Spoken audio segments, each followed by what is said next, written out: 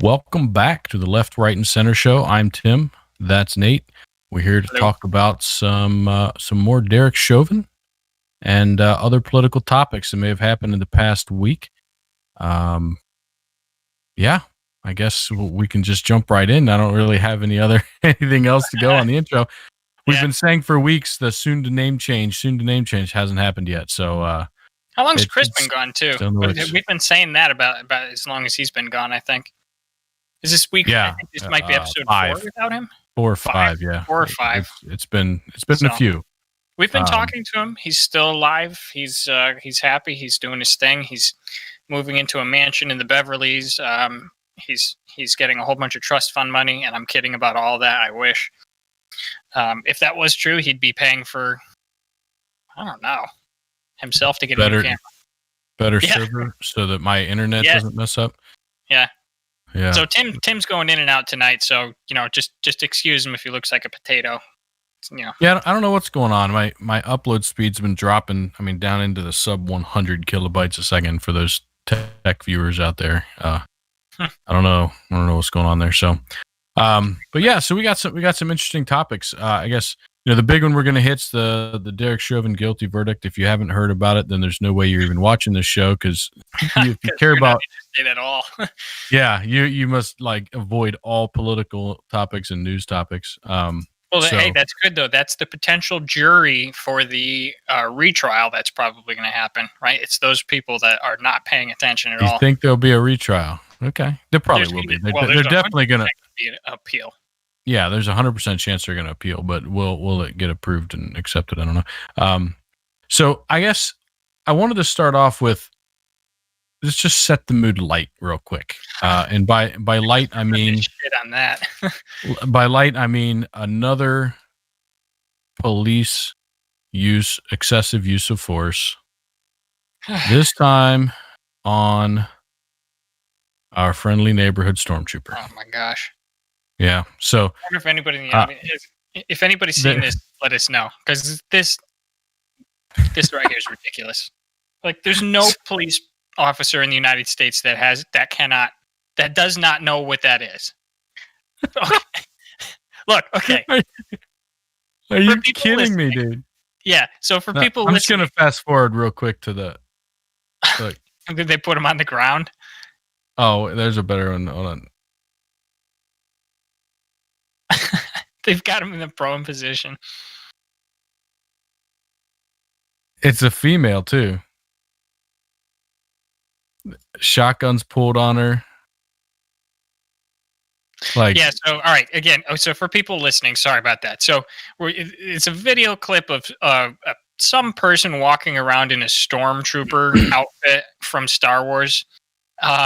And she's just walking around. She has the, super fake, obviously fake stormtrooper gun blaster as it is. And the first video is of somebody driving by. And then the second one is driving by again. And there's police there. And there's a police officer with a shotgun drawn and pointed straight at them. And apparently it's a her. And they make her get down on the ground and drop the gun, get down on the ground. They put her in cuffs. It's just ridiculous. Like, I can't. Yeah. Somebody must have, now that I'm thinking about it, somebody must have called the police and said there's an active shooter or said something about her to make the police suspicious. There's no way. But so when no. It's as an officer, even if you have never heard of, seen Star Wars, whatever, at this day and age, you have to have heard of cosplay and other things, right? So you pull up on this and you're like, okay, this person is obviously in some sort of a costume or makeshift tactical body armor, maybe. Right. I guess. You never know. So, but even if you pull up, you can draw your gun, keep it at your side, and just say, hey, set the weapon down, whatever, we need to talk. And I'm pretty sure they would have done it.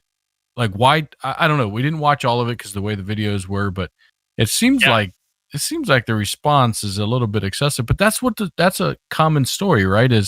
We talked about that the other podcast when they pulled up guns drawn on that. Was he a lieutenant at the time? Yes, lieutenant. The officer. Yeah. For the same thing, massively escalated from the get-go. and I think that only puts things in a bad situation. But I really meant to show that for humor. The fact Yeah. that, Well, you know, like, we turn everything serious. yeah, we do. All right. So So here's, I guess this is slightly humorous. It's humorous to me, right? And so, mm, oh, just a quick disclaimer, everybody. This is supposed to be a balanced show, but you're stuck with us. So sorry about that. Till Chris gets back, this is the right center show where we're basically just hacks for the center and right. Although, I mean, I gotta say, Tim, you do a decent job of being a sort of a Democrat, I guess. So. well, I do slightly lean Democrat if you look at my political things. Well, I mean, ever so slightly, really. Like on a scale of 0 to 100, if 50's dead center, I think I was like 55. So Right. Well, and then five there's the being fact towards that, Democrat. I mean, we always do this where you and I love just going at it, right? But what that does is that makes us polarize away from like past where we normally are. So we do have a decent dynamic, Little but bit. I mean, Yeah. you're no social justice warrior, so No, there's I don't. that. I'm not a supporter of that stuff. Okay. All right. So I saw this meme. I quite thoroughly enjoy it. It's fairly solid, no gimmicks, right? So here's a CNN article from this was back in September of 2020. Right. This was when the media really needed the doom and gloom of the pandemic, telling you how much Trump fucked it up, how much there was no way that he was going to get a vaccine out. And CNN writes here in this one article, there were several. Trump says every American can get the coronavirus vaccine by April, but health experts say that's not likely. And then slide 2 is an article from The Independent saying Biden announces all American adults can now get the vaccine.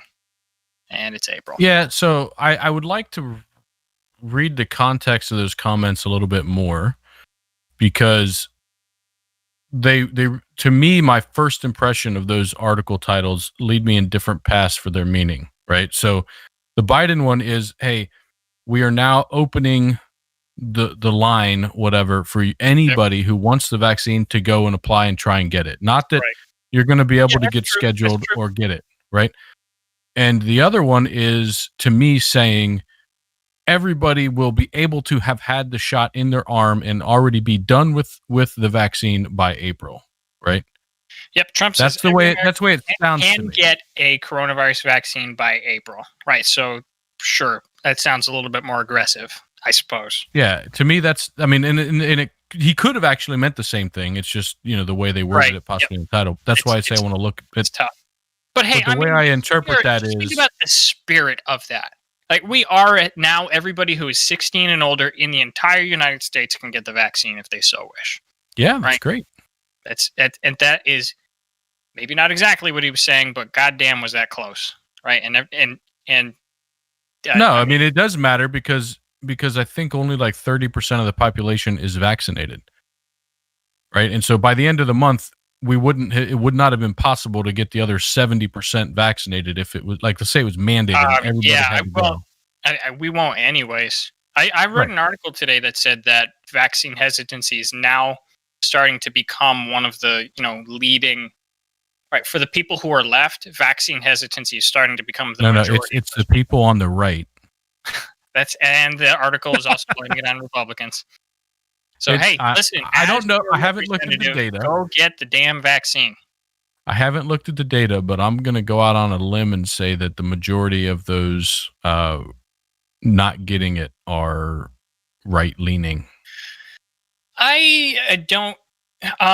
Okay, so no evidence to that speculation. Right, exactly. And then also without evidence, I would say you're probably right, but I don't think that's the prime difference, and I don't think the difference is as big as you'll think. I think the prime difference, actually, if I could get way more offensive, is I think it's women, right? Because it turns out that anti-vax, the movement, it's not a left-right thing. It's actually a male-female thing. It turns out that most people who are anti-vax are women, so which are more heavily Democrat, by the way. So, but still, I don't know. Not the anti-vaxxer ones, I'd venture to say. I'll see if we can find some data on this somewhere someday. It'd be interesting to see. Hey, this is just raw conjecture. This is what we do here. If you're relying on us for data, you're already fucked. So, all right, that was me. What you got? Yeah, I've got a few. I'm trying to find one that I guess we'll go with this one. It kind of goes with what we were just talking about. So this is Oh a God, tweet yeah. by someone says fewer people developed blood clots from the Johnson and Johnson vaccine than were murdered at a FedEx facility last night. Perhaps we need a pause on firearms. So before I put this up here for the fun chat about it. I mean, Yeah. I think that There's it's so much there. yeah, it's so. I mean, you really can't compare the two. There's so many differences. Right. And I plan to just ignore that last part and talk about just the ridiculousness of pulling Johnson and Johnson over 6 blood clots. That's just insane. Yeah, it is, and So okay, so again, I hate to talk about things without providing a little context. So again, if you haven't heard, the Johnson and Johnson vaccine was pulled from distribution because six people had reportedly had blood clots after having received the vaccine. 6 people, and I believe they administered the vaccine to like something like 6 million, 6 or 7 million people, right? And so, 1 in a million, give or take, one or two, like I don't know what kind of risk reward calculations are being done there, but that's just, there's got to be something else, man. I can't believe people are that stupid. so this is another one I saw that's basically the same topic, right? It says the same people who don't fear COVID because of a 98% survival rate now fear a vaccine that has a 0.000009% risk of causing blood clots. Yeah. So this one, I actually don't think it's the same people because of course not. This one made that's exactly what I was going to say. The people in power that canceled the Johnson and Johnson vaccine would not be generally probably the ones that. Correct. Yeah. Right. Yeah. So it was like, I mean, this is a classic example of what we all do and what we should all strive not to do, which is just assume the worst. Like everything that's bad is your opponent, right? It's like, yeah. And then everybody on your side is not as bad as everybody else is making them out to be. And that is 100% what I do. And it's 100% what Chris does, and that's why we have Tim here to knock our heads together and to be wrong because I'm right. I was talking to a friend sometime this past week about politics and other things, and he was talking about I'm trying to remember exactly how we got on topic, but anyway, he was talking about the left and how the entire left is basically radical. Oh, that's what it was. So he was saying that the left is the one that's actually being divisive in this country, pointing to the racial issues that are being driven by all of the police issues and things, and saying that that's the biggest wedge being driven between the two parties. And I said something along the lines of like, so having the president of the country or the leader of your party calling the entire other party a radical, right? Everyone on the left was a radical left to that president. Was not divisive at all. And he said, well, no, they all are radical, and he meant it. Yeah. Like so. And so I made the point to him, like I was like really, like everybody that doesn't somewhat agree with your views or that isn't part of your group is radical. Like how can you like that exact sentiment is part of what's driving this division, right? It's not any particular topic. It's the fact that people are making the other side out to just be completely wrong or completely crazy or out on the deep end, having views that just are ass backwards to what reality should be, right? Yep, Like you don't give them any credence. Yeah. I mean, the skill that people need to pick up the most, and we need this as Americans, we need this as humans, we need to be able to figure out what accurately what our opponents are, right? Because you do know, or if they're even opponents. What's that? Right? What's that? Like, or if they're even opponents. Correct. Right. So it's we talk about this a lot. A lot of the problems that we see are again. So we actually see in large part what we want to see, and a lot of people think this is pretty controversial, right? Like that there was one time when I was having a conversation with a couple of friends of mine who are pretty much social justice warriors, actually a little bit further left to Chris. And they were very agitated at the conversation that we were having. And when, like you can point out that, the, that things are not as, like, I think one of the big sticking points we had was, I actually lost my train of thought part of the way in there. One of the big sticking points we had is that things were, like I was pointing out that things were not as bad as people generally think they are. And that really annoyed them, and that should have made them happy. And I talk about this a lot, but like you have to allow yourself to lose the purpose that you feel in life, saying like, I'm opposing the radical left. And when you make that your purpose, and then you start finding out that the radical left is a tiny subsection of the left, you need to be able to say that's good news, not bad news, right? You can lose that purpose and go find some other purpose, right? If there is no radical left to oppose, or if they're much less than you think they are, you need to let that happen, because I mean, ultimately we're all better off, and that should be a good thing. So not the vortex, but I mean, that the way you say that, you said that on the podcast before and in our conversations before, like, the world's just not as interesting as you think it is. And I think part of the reason why people get upset about that is twofold. One, it's accusatory that they just can't see through the mist, right? Like that they're just oblivious and they think one thing. And so it's insulting that way. And then two, it's dismissive. It's completely dismissive of their point of view. It's like, hey, I think this. And you're like, whatever, things just aren't that interesting. Like, I'm not even going to listen to you. So even if your point's right, the way you're approaching it is definitely I absolutely we stuck on that point. I remember that was one of those conversations where you like stick on a point for like an hour, and that statement that I made to them was one of the sticking points. And we were just, and like I could not at the time, because you're locked in that like sort of like your heart's racing, like you're doing like it's confrontational. Everybody just keeps circling back because they think they have a point, and why can't the other person see it? And I remember I just turned that statement over in my mind over and over and over again. It was like 2 weeks later, I was like, oh, that statement is actually designed to be condescending. Like it was like something that was pre-scripted in my brain, something I'd been saying in my head for a couple weeks in the fake debates I'd been having in my head, and it came out during an actual debate. And it did what it was supposed to do, what my head designed it to do, without me realizing. I was like, "What do you mean? That's just like, it's just a statement. What's the problem with this?" Like, it's pretty condescending.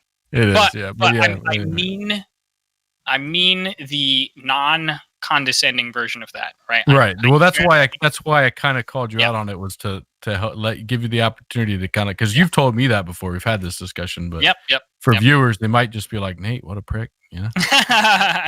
Listen, I say to myself too, like I say to everybody, look, I genuinely think that for those of us who are very interested in politics and we've got our face in the shit 24/7, and we're looking at what those radical lefties are doing, and then they're looking at what we're doing, and then everybody's looking at that, and we think why can't you call yourself the radical righties? Because I'm not even close. I mean, it's only fair if you're going to say what the radical lefties, and you got to say what the radical righties. Yeah, but Chris would self-label as a radical, and I wouldn't.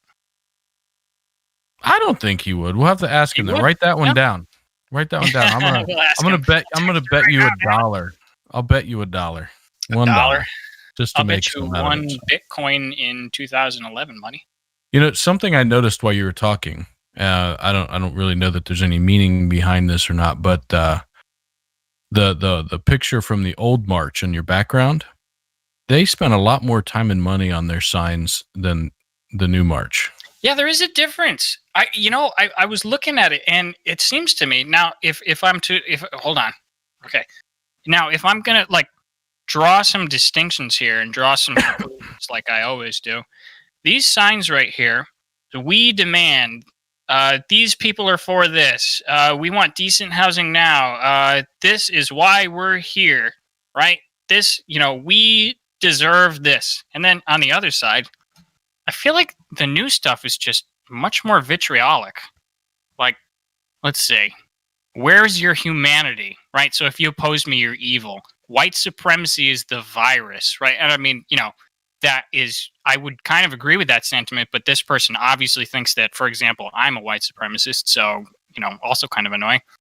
let's see, what else back there? I mean, no justice, no peace. Like the MLK protests are just gone. We'll talk about that a little bit later. I kind of want. Yeah. My big idea segment tonight, I think it's going to be. I don't think protests are particularly useful. I think whatever the people are pushing for is either it's popular sentiment and it's getting done, or it's not. So we'll talk about that. Yeah, we can talk about that. Well, in that case, then I've got. Well, do you have? It's your turn to pop something up. I think anyway. I don't know. We'll consider that mine. All right.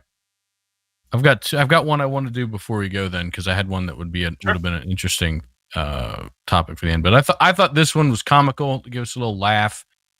Someone posted, I guess on Facebook something. I don't know. It says, "No thanks. I don't need a vaccine for a virus I ain't got." And they said "ain't" too. They're speaking Ohioan. We do say "ain't" a lot. I say it all the time. And then the response, I mean, you can probably guess along the lines of what it is, but vaccines are specifically for viruses you don't have. You managed to demonstrate a complete lack of understanding in one sentence, which is actually quite impressive.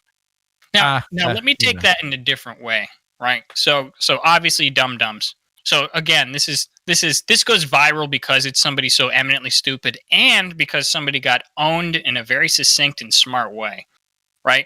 And this right here, I think if his response wasn't even on there, I'd have liked this one. Like, just like, oh my God. Yeah, right. But the reason why it's viral is because it has those two things: colossal stupidity with a very perfectly worded, toity, zingy snapper below it, rebutting it, right? Sure. And it's like, this right here is, I think this is the Twitter phenomenon, right? This is probably the driver behind Twitter. It's quote replies, it's tweet replies, it's this quick, couple sentences, one sentence is the best, but zingy replies. And that seems to be an actual result of the format, right? Just having a couple sentences. And it seems like there's, like, with Twitter especially, nuance is just gone out of the window. And it makes like a very angry platform. Yeah. Yeah, I can see that. So there's my little Twitter rant. All right. Do I really want to get into this dark stuff right here? Oh yeah, I did want to talk about this, and this will be the last one before you can probably do one more, and then we can move on. But okay, so all right. So if we have anybody watching who was distraught over the Capitol riots, which is most people, including myself, but let's say particularly because of the body count, right? Because there were people who were killed at the riot. So there was 3 people who had medical emergencies, which should not be counted in this total. It's actually really annoying that it is, and everybody just repeats it ad nauseum. Then there was an officer that committed suicide. This is really delicate, and I'll sound like an asshole, but that's also not a casualty of the Capitol insurrection. I understand that it's related. I get that, but the rioters did not kill that person. Then there was Ashley Babbitt, who was killed by a Capitol guard. Most people agree that it's probably a good shoot, right? I mean, she was probably getting into a spot she shouldn't have been. So, and then there was Officer Brian Sicknick, who supposedly was struck in the head by a fire extinguisher and then died the next day, right? And so this was the line. This was he was martyred. His funeral was, I believe, in the Capitol. He was basically a martyr to the left, right? And it made the Capitol riots that much worse. Okay, so as it turns out, he died of natural causes. Okay, so I'm right here in the first article here. This is from ABC News, right in the first paragraph. U.S. Capitol officer. What's that? What's with the chicken dance going on up top there? It's been going for a while. God knows, it's like the YouTube algorithm, but for news. You opened that up. All I saw was the chicken. Rightly, there you go. Oh, next one's a dance party. Okay, right, sorry. U.S. Capitol Police Officer Brian Sicknick died of, quote, natural causes one day after a violent mob stormed the U.S. Capitol on January 6, Washington, D.C., medical examiner announced on Monday. Okay, so I'm not even really going to go into this. He had 2 strokes. But this is important, right? And so my only point to people whose natural reflex right now. So those of you, especially those of you on the left, who made a big deal out of Brian Sicknick dying, I'm not saying that this makes the Capitol riots okay or good or better. What I am saying is that the moral weight that you put on the Capitol riots because of Officer Sicknick dying needs to get adjusted, right? So obviously his death made it that much worse, and I probably should recalibrate that a little bit. You should, maybe realize that the FBI focusing on tracking down each and every single one of the people that was in the Capitol that day and completely ignoring all of the riots all across the country is probably a little skewed. That's my only point. Partisan as it may be. I don't think him dying or not dying changes the fact that they should or shouldn't do that. Well, was him being killed at the Capitol riot a net negative for the Capitol riot? Yeah, sure. I'm not saying that you're not correct in saying right? It's not a net positive. It just goes from negative to neutral. Okay, so that's a net positive. No, if you were at a negative, net doesn't mean what you're saying. It's not a net. It's neutral. It's no longer negative. Okay, so the riot itself. Take a position, right? So the riots were -90 in karma, right? With him dying, it was -99. Okay. Yeah. Now from 99, you have a net positive, right? To 90. It's a net neutral. So you take a net negative and you turn it into a net neutral, and it goes back to 90. So, but it's better than it was. Yeah. So again, I mean, it was terrible that he died. That he was still assaulted by people there. He was still beaten. Okay, he got like bear maced with a whole bunch of other officers. Yes, it's bad. And so the fact that he didn't die from it is, to me, not as important. Like I didn't hold a lot of weight on the fact that somebody died from it compared to just what the activity was. Like I did. I didn't, because I mean, I would have if they went in there like with the intent of trying to kill police officers or something. Like I don't know, like I never a lot. When I was doing early on, especially, I was doing a whole bunch of hemming and hawing. Like if you go back and watch the episode, I think we did an episode the night of, I was saying, while I was saying this was bad, I was also saying things like, I mean, this is what you get when you shit on Trump supporters. Whatever I was saying, go watch it. I either do or don't stand by my words. Everybody makes mistakes or is completely correct in my case. But that changed my calculus a lot when I found out that he was essentially beat over the head with a fire extinguisher, which is what I heard, until he died. Right? That was what they were saying. And the police department said he died in the line of duty. And they still... but he died the next day. So okay, but he died. He wasn't beaten until he died. He died of strokes. I understand, but your original comment of he was beaten until he died didn't apply. He died right. the next day. So the story originally, Tim, was that he was hit in the head with a fire extinguisher. Afterwards, he was feeling dizzy. They brought him to the hospital, and he died in the hospital the next day. That was the original story, right? Which is all true. No, it's not true. He went home. Oh, okay. He texted people that he was fine, right? He said, I just got a little bear spray, but I'm fine. He went home, and then he had 2 strokes the next day and died. Gotcha.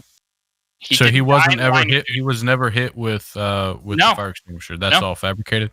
Yes. Gotcha. Yeah. So, and again, this guy had a funeral. The president went to his funeral. There was wall-to-wall coverage on, first of all, on the Capitol riots, which is fine, but on him being a hero, right? All this kind of stuff. I'm like, and I don't have a problem with an officer being venerated, right? I'm on the right. We're generally the ones that are, we like police, but to attribute now to continue to insist that he died in the line of duty, which his police office is doing, is just, it's a little reprehensible and it's political, and I don't like it at all. Yeah, I mean, I see that. I still don't think it played a big factor for me in how I felt about the riots, but I mean, it's okay that we have difference of opinions and what drove our feelings about it, Yeah, I suppose. Yeah. But for me, it doesn't change a whole lot. So I was never... That's down to the protesters. So the rioters literally killed 0 people now. Like Nobody died because of depending on your causation. Nobody died directly from the rioters. They injured a whole bunch of cops. That's true, but they didn't kill anybody, and that uncrosses a line, right? A pretty big line in my book. I'm not saying, okay, now the riots are better. I'm sorry, now the riots are good. It's still a net negative, but I believe. Yeah, I know what you're saying, and to me that wasn't a big. Yeah, I know. We keep going back and forth. Anyway. I got you, man. Yep. So this one I got's a little bit on a happier note, and it's a little bit long-winded, so be patient with me. And you probably can't read it. I apologize. But I'm going to read this to you. It says, years ago, anthropologist Margaret Mead was asked by a student what she considered to be the first sign of civilization in a culture. The student expected Mead to talk about fish hooks or clay pots or grinding stones. But no, Mead said that the first sign of civilization in an ancient culture was a femur that had been broken and then healed. Mead explained that in the animal kingdom, if you break your leg, you die. You cannot run from danger, get to the river for a drink, or hunt for food. You are meat for the prowling beasts. No animal survives a broken leg long enough for the bone to heal. A broken femur that has healed is evidence that someone has taken time to stay with the one who fell, has bound up the wound, has carried the person to safety, tended to the person throughout recovery. Helping someone else through difficulty is where civilization starts, Mead said. And then the quote at the bottom is, we are at our best when we serve others. Be civilized. I thought that was kind of interesting. Like, we've had the conversation before, at least just me and you, but I think we've hit on it on the podcast before. Like, you know, what sets us apart? What makes civilization? What makes us, you know, function as a group, as a social group, and all that? And I thought that was a really interesting take. You know, that really, if you boil it down, it's the ability or the intent to try and help each other and to make things better for everybody. Listen, man. Not to be contrary, but I look, that's thought provoking. I like it. There's a valuable lesson in there. It feels good. I kind of disagree with maybe the definition of civilization that she's using. I mean, that I believe. Well, I guess you're just smarter than an anthropologist. A lot of them today. But, God. Yes, I know, egotistical. But look. I'll just explain myself, and then everybody can just judge me for being ignorant. Okay? So I think that the definition of civilization, first of all, she's probably using the wrong definition. So that, I think a whole bunch of species would do that if they could, right? Chimps would probably, if they were intelligent enough to understand how to set a bone, they probably would do it. Dolphins, I'm relatively certain, would set a fin if they knew how to do that or had opposable thumbs, right?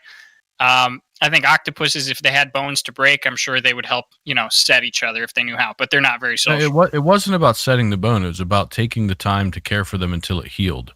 Right. But there's plenty of, what my point is that there's plenty of species that would care for each other if they can, right? For example, I mean, chimpanzees would be able to, right? Yeah, but they don't understand they don't have a concept of the future as much as we do. Like, it's a much more vague thing, right? So the idea that you can bind up an arm now that's broken and in a week or 2 weeks that bone will set, that's not really a concept that they can actually grasp because of the limitations of their brain. So my point basically is that cultural or social bonds plus the intelligence to do something about it is not, to me, the hallmarks of civilization. To me, I mean, my definition of civilization would be much more literal, which is in Mesopotamia when they start actually working together to do projects, and then there's administration and that kind of stuff. Like, once there's administration with maybe a currency or a writing system, something like that, that's civilization. Right? Everything else is, I don't know, that's all nomadic. That's not even civilization. I don't know. Maybe we just have different. I guess the only point I'd make there is, you know, the intelligence to understand what's going on.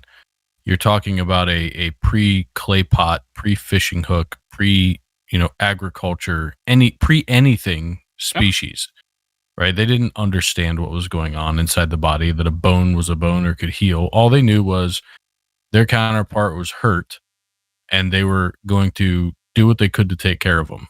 And the bone ended up healing, right? Like, they didn't understand what was going on either.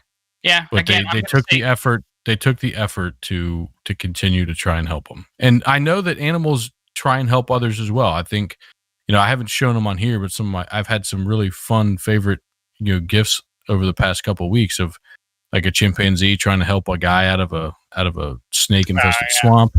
Yeah. Or I saw one today of a dog that pulled another dog out of a pool that the small dog fell into but couldn't get out of. So I mean, definitely, Brutal. He's gonna like rip his ear off. yeah, but like a level of intelligence and understanding and caring and empathy that you just don't expect sometimes when you think of animals. But I think to your point, that ability to not necessarily have the foresight, but the feeling of I'm going to help them, even though it's going to hurt me, and I don't know if it's going to work or not. Like instead of just leaving them behind. But anyway, I thought it was a positive, listen, it's comment. It is a beautiful story, and it's a good way to look at it. And maybe that's her definition of civilization. It strikes me as, like, without judging, my definition of civilization is almost like a conservative definition of civilization. It's very attribute focused. It's, So you're not a true civilization until you have more guns than people. Is that what your definition? Exactly. Yeah. The rest of the world is just not. Well, maybe Uganda is doing all right, but Uganda, that's terrible. Look. I think her definition might be a good liberal definition of what civilization is, right? And I'll qualify that in another podcast, so we don't have to stick on that. It might sound weird. It is weird. Yeah, I can back it up. So I guess let's hit the main topic. What do you think? Yeah, let's do it. Did you hear about this Derek Chauvin guy? Have you heard of him? Nah, what'd he do? He kneeled on someone for a long time. And they died. And how much did he weigh? I don't know, 180 pounds, I think. 140 pounds? The only reason I said 180 is I heard them talking about 90 pounds of pressure, and I assumed they somewhat divided by two. Yeah, he's apparently he's 140 pounds. I don't know how much his gear weighs, so 140. God. Yeah, 140 there's not pounds. A whole lot of dude there, man. No. Jeez. No, there's not. Is he bigger than you or smaller than you? He is. He actually weighs 5 pounds more, and he's 1 inch less tall. Ah, okay. So he's about my size. Someday when we end up hanging out, we can do some testing on it. So yeah, we can pull a Crowder. Okay, all right. So while we're on this topic, this is a meme that'll bridge us over. So Nancy Pelosi needs to retire. Grandma needs to retire. This was so bad. Cow. You saw this? Did you see this? I've heard about it. I haven't I didn't see her say it. I read some articles and saw some stuff. I was going to pull the video up, but I just have this for you, so I'll read this.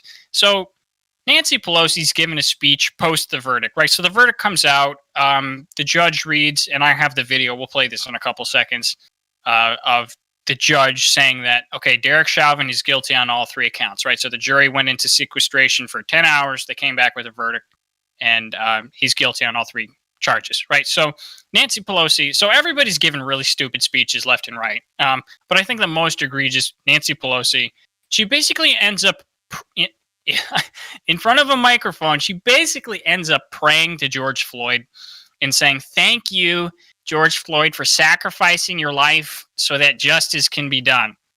And it was just the most cringe-inducing thing I've ever seen. And I'm like my serious first thought was like, oh my God, Grandma needs to retire. Like, someone get her out of there. This is not, like, it's not funny. It's not good for her. She looks stupid in front of everybody. Like, that's really insensitive too. Like, there's a whole bunch of people on the left who are really annoyed about this as well. Like, it's not just, normal people like me, normal, well-adjusted, intentioned individuals. So, I don't know. What do you think about that? Do you, would you? Yeah, I think it's totally wrong, and I think whoever wrote that speech should be immediately fired. Like, just you don't think it was off the cuff? I didn't even think about a speechwriter until you said that.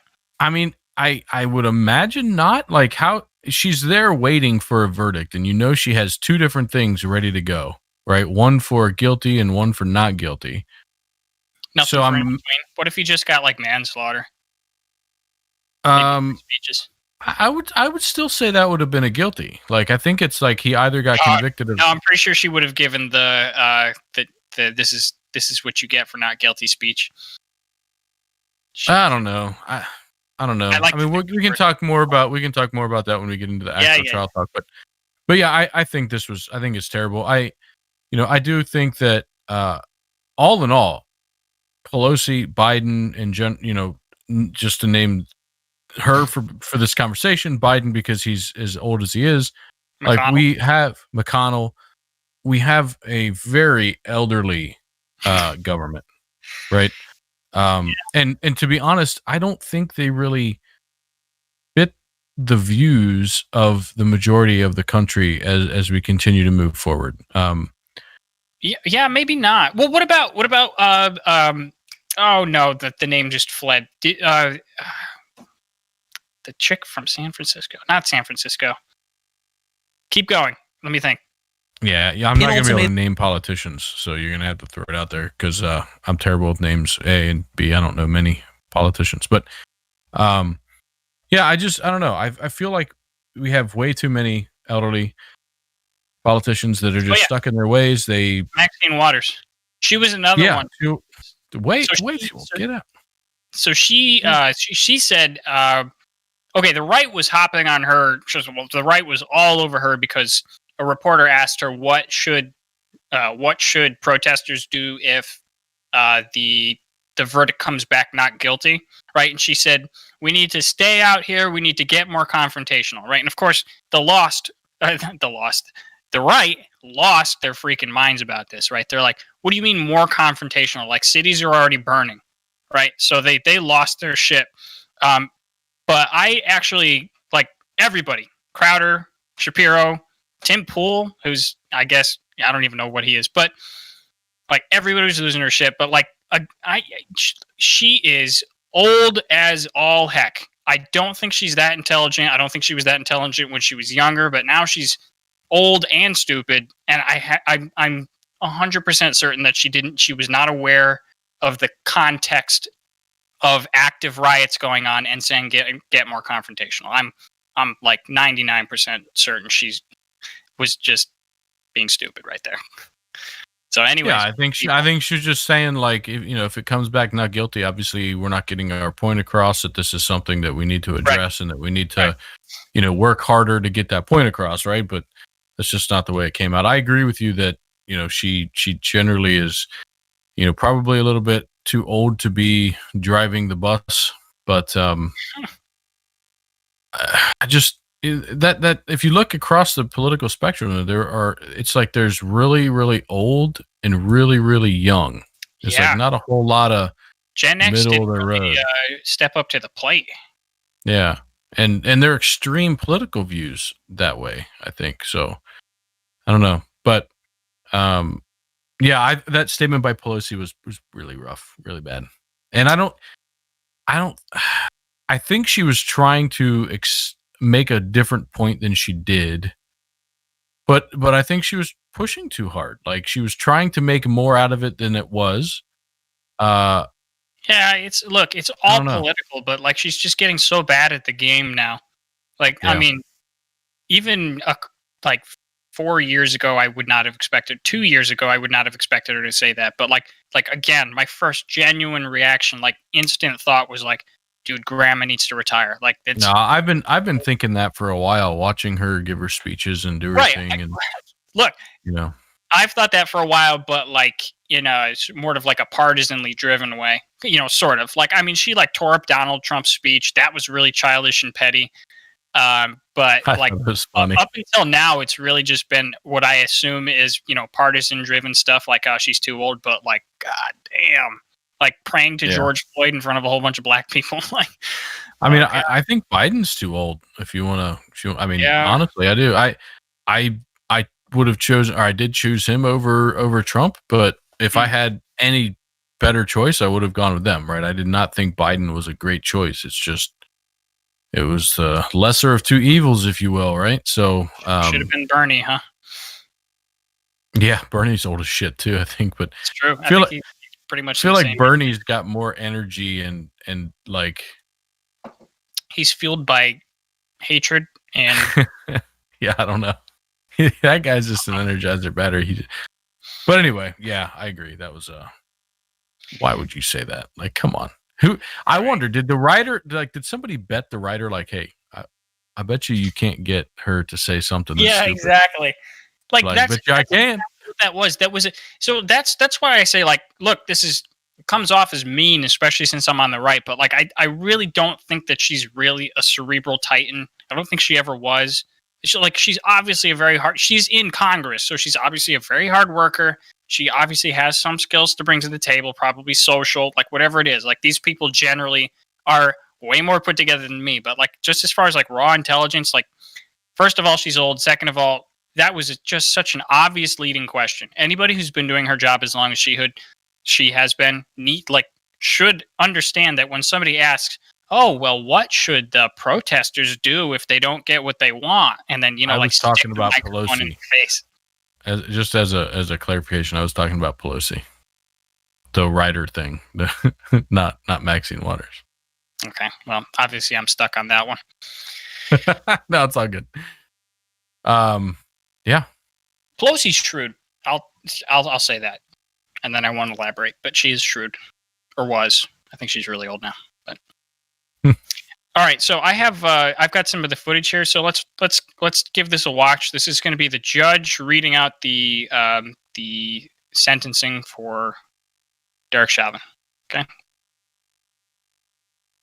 Person, juror number 19. Same caption, verdict count 3. We, the jury, in the above entitled matter as to count 3, second-degree manslaughter, culpable negligence, creating an unreasonable risk, find the defendant guilty. This verdict agreed to this 20th day of April 2021 at 1:45 p.m. Jury foreperson 019. Members of the jury, I'm now going to ask you individually if these are your true and correct verdicts. So we skipped a whole bunch of them. Well, you have to... play the first one real quick. I want to see his reaction, because the one I saw where they read this, it like blocked his reactions. Chauvin, defendant. Verdict count 1. Court file number 27, CR 6. We, the jury, in the above entitled matter as to count 1, unintentional second-degree murder while committing a felony, find the defendant guilty. This verdict agreed to this 20th day of April. Yeah, he doesn't really react. 4 p.m. Signed, juror 4. Yeah. Bit tough with the mask. It is, but the eyes, right there where I paused it, but I don't know if he's blinking. His eyes, his stature, his demeanor, like he doesn't like breathe out, he doesn't breathe in, he doesn't like. Well, keep in mind, his lawyer's a smart cookie. You can. I did not think he did a good job. No, he did. I think he did. Obviously, he didn't. Shitty situation. Well, yeah. I mean, listen. Hey, hindsight is 20/20, but like, he actually convinced me further in the other direction than I was. Like, I was already on Chauvin's side a little bit, but like really okay with manslaughter. I came away from his closing statements actually like, it would not be injustice to clear this guy of all charges. But did you watch the rebuttal to the closing charges? Yeah, I watched that whole day. Okay, so based on the rebuttal, his closing remarks basically were all wrong.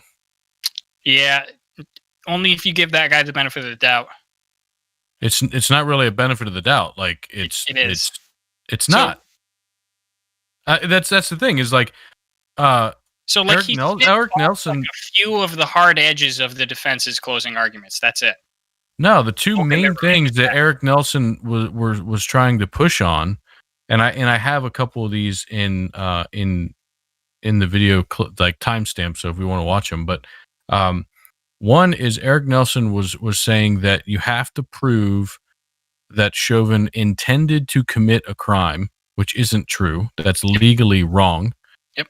And then the other thing he was saying is that they had to prove that George Floyd died pretty much solely from Chauvin's actions, and that none of the secondary circumstances really played a role.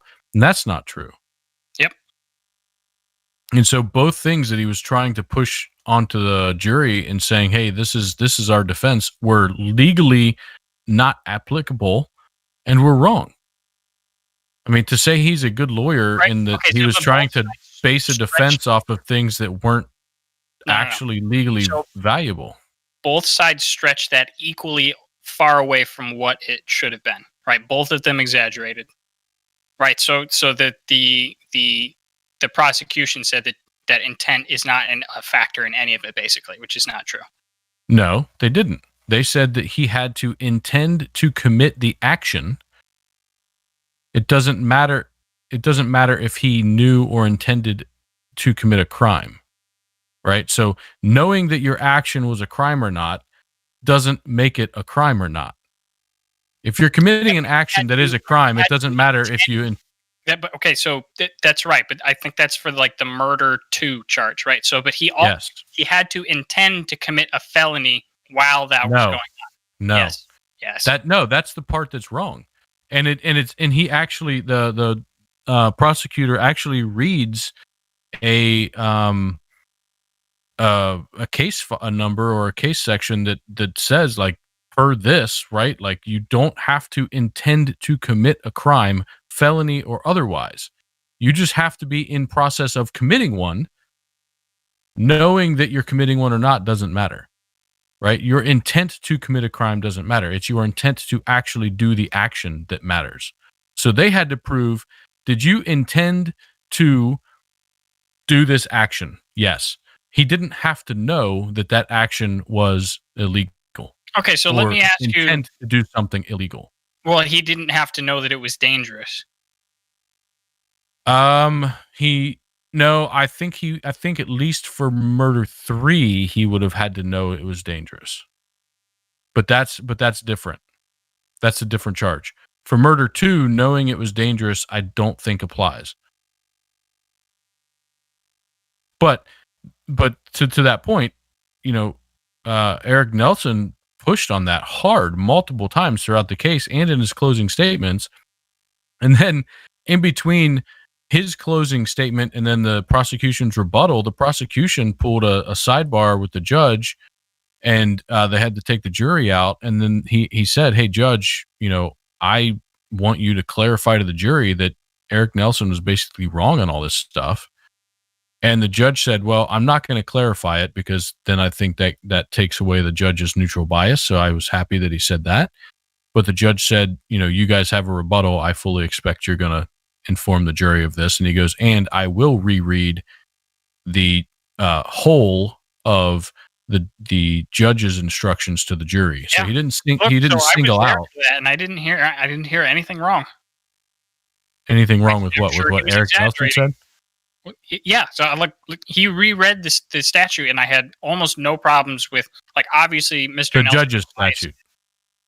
What's that? You're saying the judge's statute that he reread? Yes. Yeah. Yeah. So when he reread that, I saw almost no conflict with, like, obviously there was exaggeration, but I didn't see much of a conflict with what Mr. Nelson was saying. I don't know what to tell you, man. That is what the conflict was. Is Eric Nelson was saying he had to intend to commit a felony, and the judge and the prosecution both said he had to intend to commit the act. Yeah. So, I mean, as people can tell, I pretty much, obviously, I think this was generally a miscarriage of justice. I don't abide this ruling. This is not good. I don't think this is justice at all, right? After watching most of the trial. Let me pull this up, because I actually thought this was a really good summary, and hopefully you guys can see this. And let's walk through these. I think it'll be a good thing for us. Can you read that? Podcast? No. So this is one of the slides that the prosecution had up when he was giving their initial closing statements, not the rebuttal closing, but the initial ones, right? So he created a spreadsheet, if you will. So on the far left, it's the charge. It says murder in the second degree, murder in the third, and manslaughter. And then across the row of the columns are the different elements that are required to be proven by the prosecution to warrant, this charge, right? And so some of them have more elements than others. So as an example, for murder in the second degree, it has 4 different elements that have to be proven by the prosecution beyond a reasonable doubt that this happened. So the first one and the fourth one in the case of murder in the second degree, I don't think are really disputable. Death of George Floyd is the first one. Yeah, he died. Yep. That's not disputable. Right. The fourth one, the acts took place on this date in Hennepin County. Also not really disputable, right? So the ones that matter in this particular case are the second and third. And so what he put up here to say the second element that they had to prove was the defendant's actions were a substantial causal factor in Mr. Floyd's death. Right. So that's one of the things that I said that Eric Nelson did a poor job of arguing. Yeah. So let's talk about that right now. Let's stop. Keep that slide up. So I'm going to keep it up. So I want to say that also goes to murder in the third. That exact same element goes to murder in the third. So if you prove it for one, it's available in the other. And I think that's why, like last podcast when we talked, I said, if they convict him of anything, I thought they would get him with everything. Because to me, if you were able to prove the elements necessary for one of them, manslaughter was a little bit outside of that. You could have possibly gotten manslaughter and not met the criteria for the others. If you got third, he was probably getting second, which is weird. But okay, so anyway, let's talk about that. Can you read that again out loud? If the defendant's actions were a substantial causal factor in Mr. Floyd's death. Right. And this is, go ahead. Here's the deal with that. This is why I have a huge problem with the jury going away for 10 hours and coming back and saying, oh, fuck yeah, he's guilty. Right. So the prosecution put forward testimony that basically claimed that, right? So all of the prosecution's witnesses basically refused to say that the drugs, the fentanyl, which was 3 times the lethal dose in his system, they refused to say that had any part in it. But my issue is that we're not, you don't choose sides. This is a beyond reasonable doubt. And the defense provided that reasonable doubt by putting a qualified medical person up on the stand to say, these other things very likely contributed to his death. He had a 75% occlusion in his left descending aorta, right? So he had an enlarged heart. He had a heart valve that was 75% blocked. So he had hypertension. He had a whole bunch of fentanyl in the system. Fentanyl depresses your breathing. He had meth in his system. Methamphetamine constricts your vessels. Like, he went through a whole thing explaining why George Floyd could have died, literally of a heart attack, right? And that was a reasonable explanation of how he could have died, right? In conjunction, what he didn't say is, because both sides don't admit that the other one has anything to do with it, but in conjunction with Derek Chauvin's knee, this obviously could have played a very large part, right? Yeah, so that's the part that I think Eric Nelson did a poor job on. So to go back to my previous comment. So in all of Eric Nelson's defense that I watched throughout the week, and then also in his closing, he was telling the jury, basically, if you think any of these factors played a part, Derek Chauvin is not guilty, right? He was saying that Derek Chauvin had to be pretty much the sole cause, right? Like, he can't be held accountable for not knowing that his heart was enlarged, or they had this issue or that issue, right? So, and so he was continuously pushing and saying, that Derek Chauvin had to be the cause, not one of many. If it was one of many, he's not guilty, right? And that's not correct. And in rereading this, right, they just had to be a substantial causal factor. And I thought the prosecution did a really good job of clarifying that in their rebuttal by saying he doesn't even have to be the largest substantial cause. He just has to be a substantial cause for him to have criminal liability. So the question the jury then has to ask is, would George Floyd have died without having Chauvin do what he did? That was the question they actually had to ask and determine to themselves. Okay, so unfortunately, it isn't that simple, right? So that's what the prosecution would have you believe. That's not the standard, right?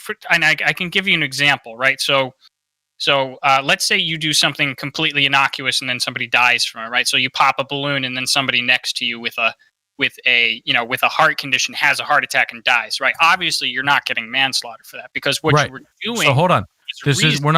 So first off, we're not talking about manslaughter. Now, if I were to have an AK-47 I'm in my sorry, hand, murder in the third. I'm sorry. murder in the second, and if I was to be, so that's while committing a felony. So if I was to be standing in the middle of the street with an AK-47 and I was just popping off rounds all over the place, and I didn't actually shoot somebody, but they had a heart attack and it was determined to be because of my action, I would be potentially able to be charged with murder in the second degree Okay, because right. I was committing a felony that caused this to happen, regardless Agreed. if So, I but was the what sole if cause. instead of popping off an AK-47 near a crowd, what if you are subduing somebody who's resisting arrest? Right. So you are. So I gave that example because you talked about a balloon popping. So I was going off correct. of that. Correct. Right. So let's say, just for example, that you're subduing somebody who is resisting arrest, and you think that you are doing, and not. Let's forget about what you think you're doing.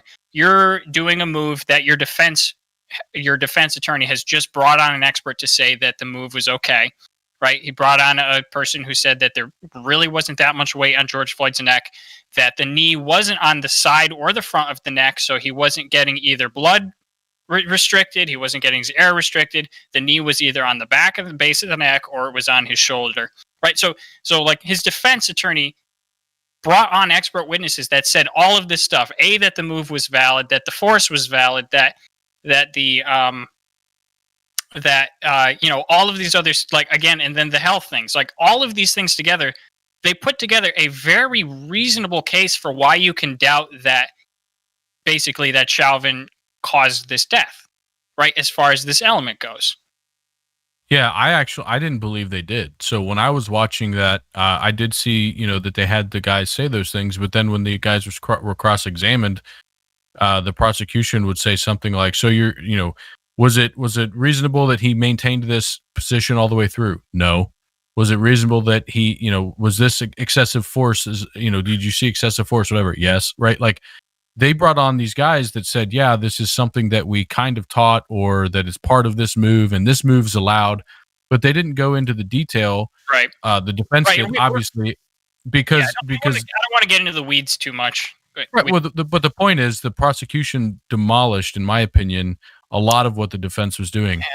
And one of the examples of where he pulled up the one picture of Chauvin's knee on the back, and he had the I forget which I think it was actually one of the prosecution's witnesses, where they were like, yeah, it looks like the knee's on the back, right? Like, yeah, in that one slide it was, but then the prosecution in the future started showing that, yeah, look, he moved his knee right at the very end, but earlier on, for sure, it was on the neck, right? You're kind of letting your bias show on this, right? Because I'm telling you what I saw. I understand. That's what I saw. Did the exact same thing, and you're not talking about it, right? So the defense said, I know they did. The prosecution said they used this one slide, and here's the video context for that. Wasn't that deceptive of the prosecution, right? They did the exact same. I'm not talking about being deceptive. I'm talking about, you're saying the defense was saying his knee wasn't on the neck, it was on the back. And I'm saying the prosecution came out and said, yeah, it was on the back at one point, but it was on the neck for most of it. It's not about the deception. They both were deceptive, 100%. Yes. Right. I'm not. And Eric Nelson did a good job of pointing that out in his defense, or in his closing statements. He's like, look, I did the same shit. Right. He's like, we both use single images. Lawyers, and all lawyers do this. Yes. So no question. I'm not talking about that part of it. I'm talking about what to me it meant, right? Like, he showed one still image from so interestingly, he was talking about how it was an angles game, but then he picked an angle that was from like 3 bodies back that was really hard to even see where the leg was, but it kind of looked like it was on the shoulder. For that particular image early on in the defense. To be fair, there wasn't really much of a good vantage point for any of this. But the point is, like, I truly believe, from everything I've seen, that his knee was on the neck for almost all of the time. Let me just stop you, and then let's get a little bit more general, because you and I have a tendency to really screw in and to get into the weeds on this stuff. But details matter too, so that's the hard part. They do, and I love them. And you and I can go for 4 or 5 hours on this kind of stuff, which it's great for us. But everybody else is snoring right now. So my question is that again, so what you're doing is you're actually forming an opinion, which is a very valid opinion. But the thing that you're doing is you're giving the benefit of the doubt to A, what I think is your bias, but B, what you're not. I don't think you're operating under the rubric of beyond a reasonable doubt, right? Which is not the normal mindset that people have, right? You need to say conclusively that the prosecution shot down all of the reasonable doubt that was provided by the defense, and I just don't think that's there. Right, just the fact alone that George Floyd had that much fentanyl in his system while this was going on, fentanyl depresses your breathing. Right, George Floyd was saying, "I can't breathe" while they were trying to put him in the squad car. Right, and so it's like, yeah, but the problem with that is they had the witnesses come on, multiple of them, and say that what they watched was not a fentanyl overdose. Okay, but like they've seen them, they know what happens, they know the symptoms. He didn't have any of them. Just an expert. Did the defense provide reasonable, even under cross-examination, reasonable doubt? No, and the I defense, think, obviously, for yes. the fentanyl, no. The defense's witness did not. The defense's witness also was to the point of saying, like, yeah, it didn't look like it was a fentanyl overdose. Right, because it wasn't a fentanyl overdose. Yeah. That's not what he was building. So, okay, so I'm just going to... all right, I'm not going to belabor this point. I promise. We can move on to the other elements after this. So he wasn't trying to say that it was a fentanyl overdose.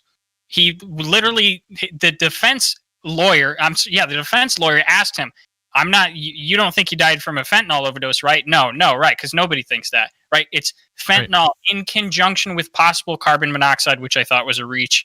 In conjunction with hypertension, in conjunction with an enlarged heart, in conjunction with this tumor that he had, which was also a reach. But like all of these factors, with the stress of getting arrested, all of these things made him have a heart attack. That was his case, not that he overdosed.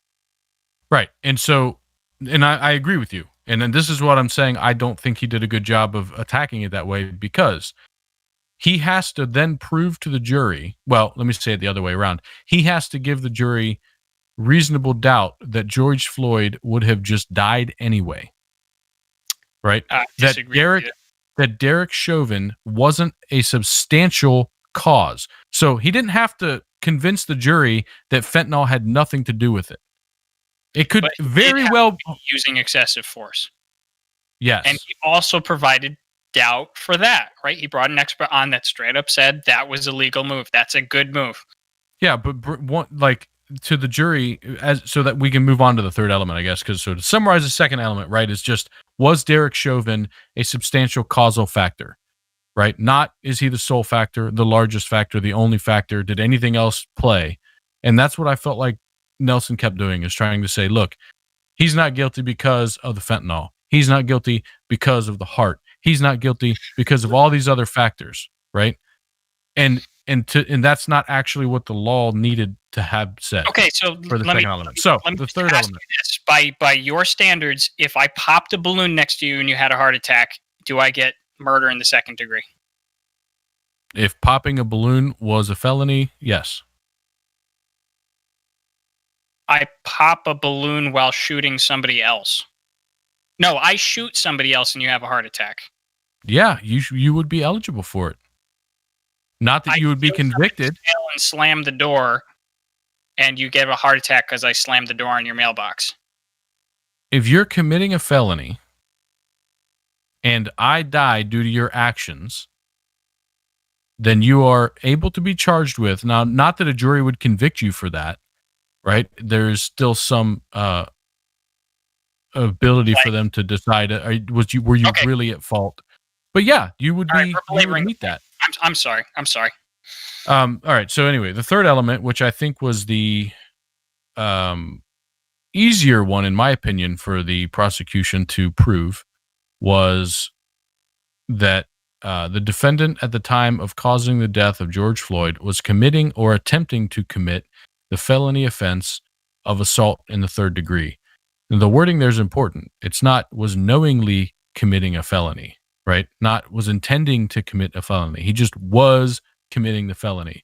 Now, in the judge's instructions to the jury, it's a little bit differently worded, and it says intending to the actions. And I guess what that means is, like, you know, if you're if something happens where it's a complete accident, like if you fart and have somebody has a heart attack, that doesn't count. Like you didn't. yeah, I was trying to think of a good example, but like I was thinking of a car, like maybe you're in a car chase or something, and the brakes go out, and because of that, you Right. hit somebody, Right. and you can prove that it was because the brakes went have out. to intentionally break the law. It's that you have to intentionally do the thing that you did or didn't know was breaking the law. Like you had Yeah, to purposefully do something. Like your friends Yeah. can't just drag you while you're passed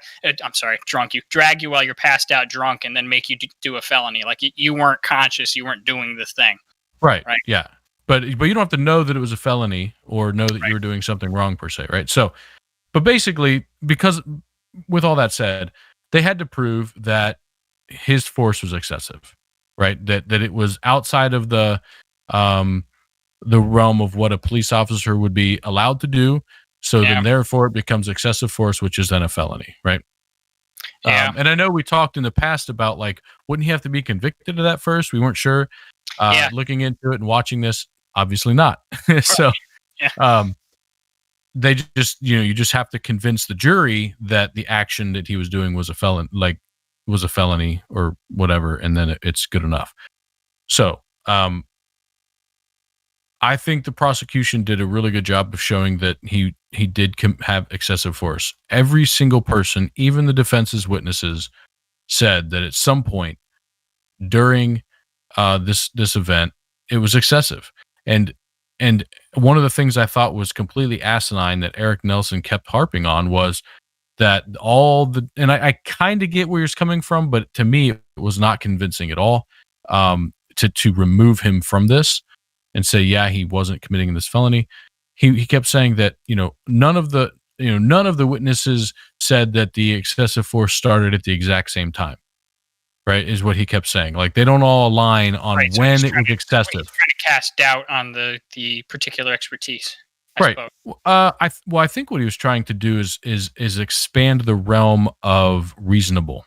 Right. So the thing with this being excessive force is it's what a reasonable cop would think was excessive at the time. And so by saying, hey, this guy said this is when it was excessive, and this one said this time, Right. and this one said this time, it expands the scope. And so I kind of get where he's coming from, but I think he attacked it too heavy because of a few things. One, all of them said it was excessive. So regardless of even where the extremes between these people were, it all fell within excessive still, including the police chief, which I think is a pretty, in my opinion, is a strong personality. But I know we've talked about this, and you felt like he shouldn't be there. But to me, the ceiling deal on why I believe that it was 100% excessive is because two officers. So again, one of the things that he was harping on, Eric Nelson, was what an officer knew at the time, what a reasonable officer knew at the time, like information they had, like what was going on. I would say the other officers that were also kneeling on George Floyd had similar or same information that Derek Chauvin had, and both were asking him and trying to convince him to put him on his side. One checked his pulse, told him, hey, he doesn't even have a pulse. They were giving him clues and instructions and questions to say, hey, I think we need to change what we're doing. So on top of that, you had the 911 operator, calling in to figure out what's going on. You had not an officer, but the firefighter that was there, who is also trained at least in EMS stuff, saying that this isn't right. So I think there was enough people there that all gave him clues and that have shown to the jury that they were informed at the time and thought this was wrong, that it was just too hard to get past to say that Derek Chauvin was doing something that was reasonable, right? Because nobody else on scene thought it was reasonable. Nobody else that was there thought it was reasonable. Okay. Yeah, I completely disagree. Bystanders were not helping at all. None of them were. Right. So, for example, the defense attorney points out something like the guy who was an MMA fighter who was there was like a professional MMA fighter. He was there. He was telling him like, "Hey, bro, you're cutting off the blood to his head," and that's not what anybody was alleging. Right? They were alleging that the knee caused asphyxia. Right? That's what the prosecution was alleging. So it's like he didn't actually know what was going on because that the knee on the carotid artery was not a causal factor in anything, right? One of the doctors testified that they thought the knee on the carotid artery slowed the blood to the brain, which ended up causing the brain to stop functioning correctly, which caused the heart to stop, which ultimately caused death.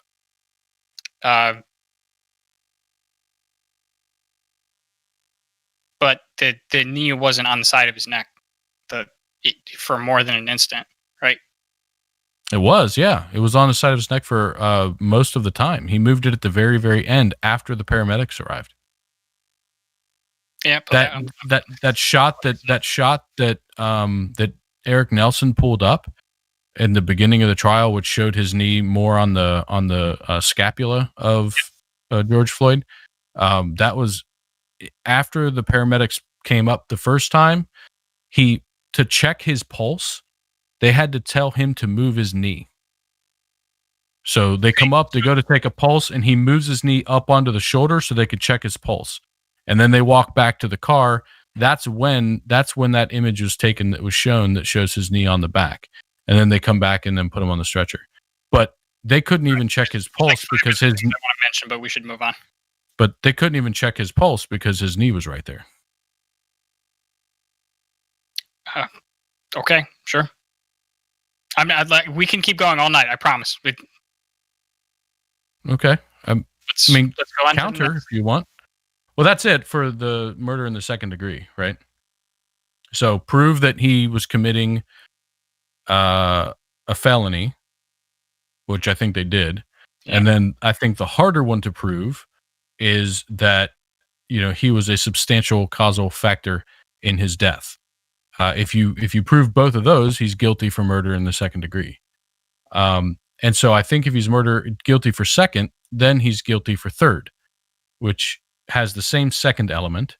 So let me ask you a question real quick. So I don't know if you'll know the answer to this, but just, to the audience generally, if you know this, tell me. So I'm actually a bit curious about why is it that you can so the action that happened is alleged to be that George Floyd was killed by Derek Chauvin, right? And so he's charged with something to reflect that.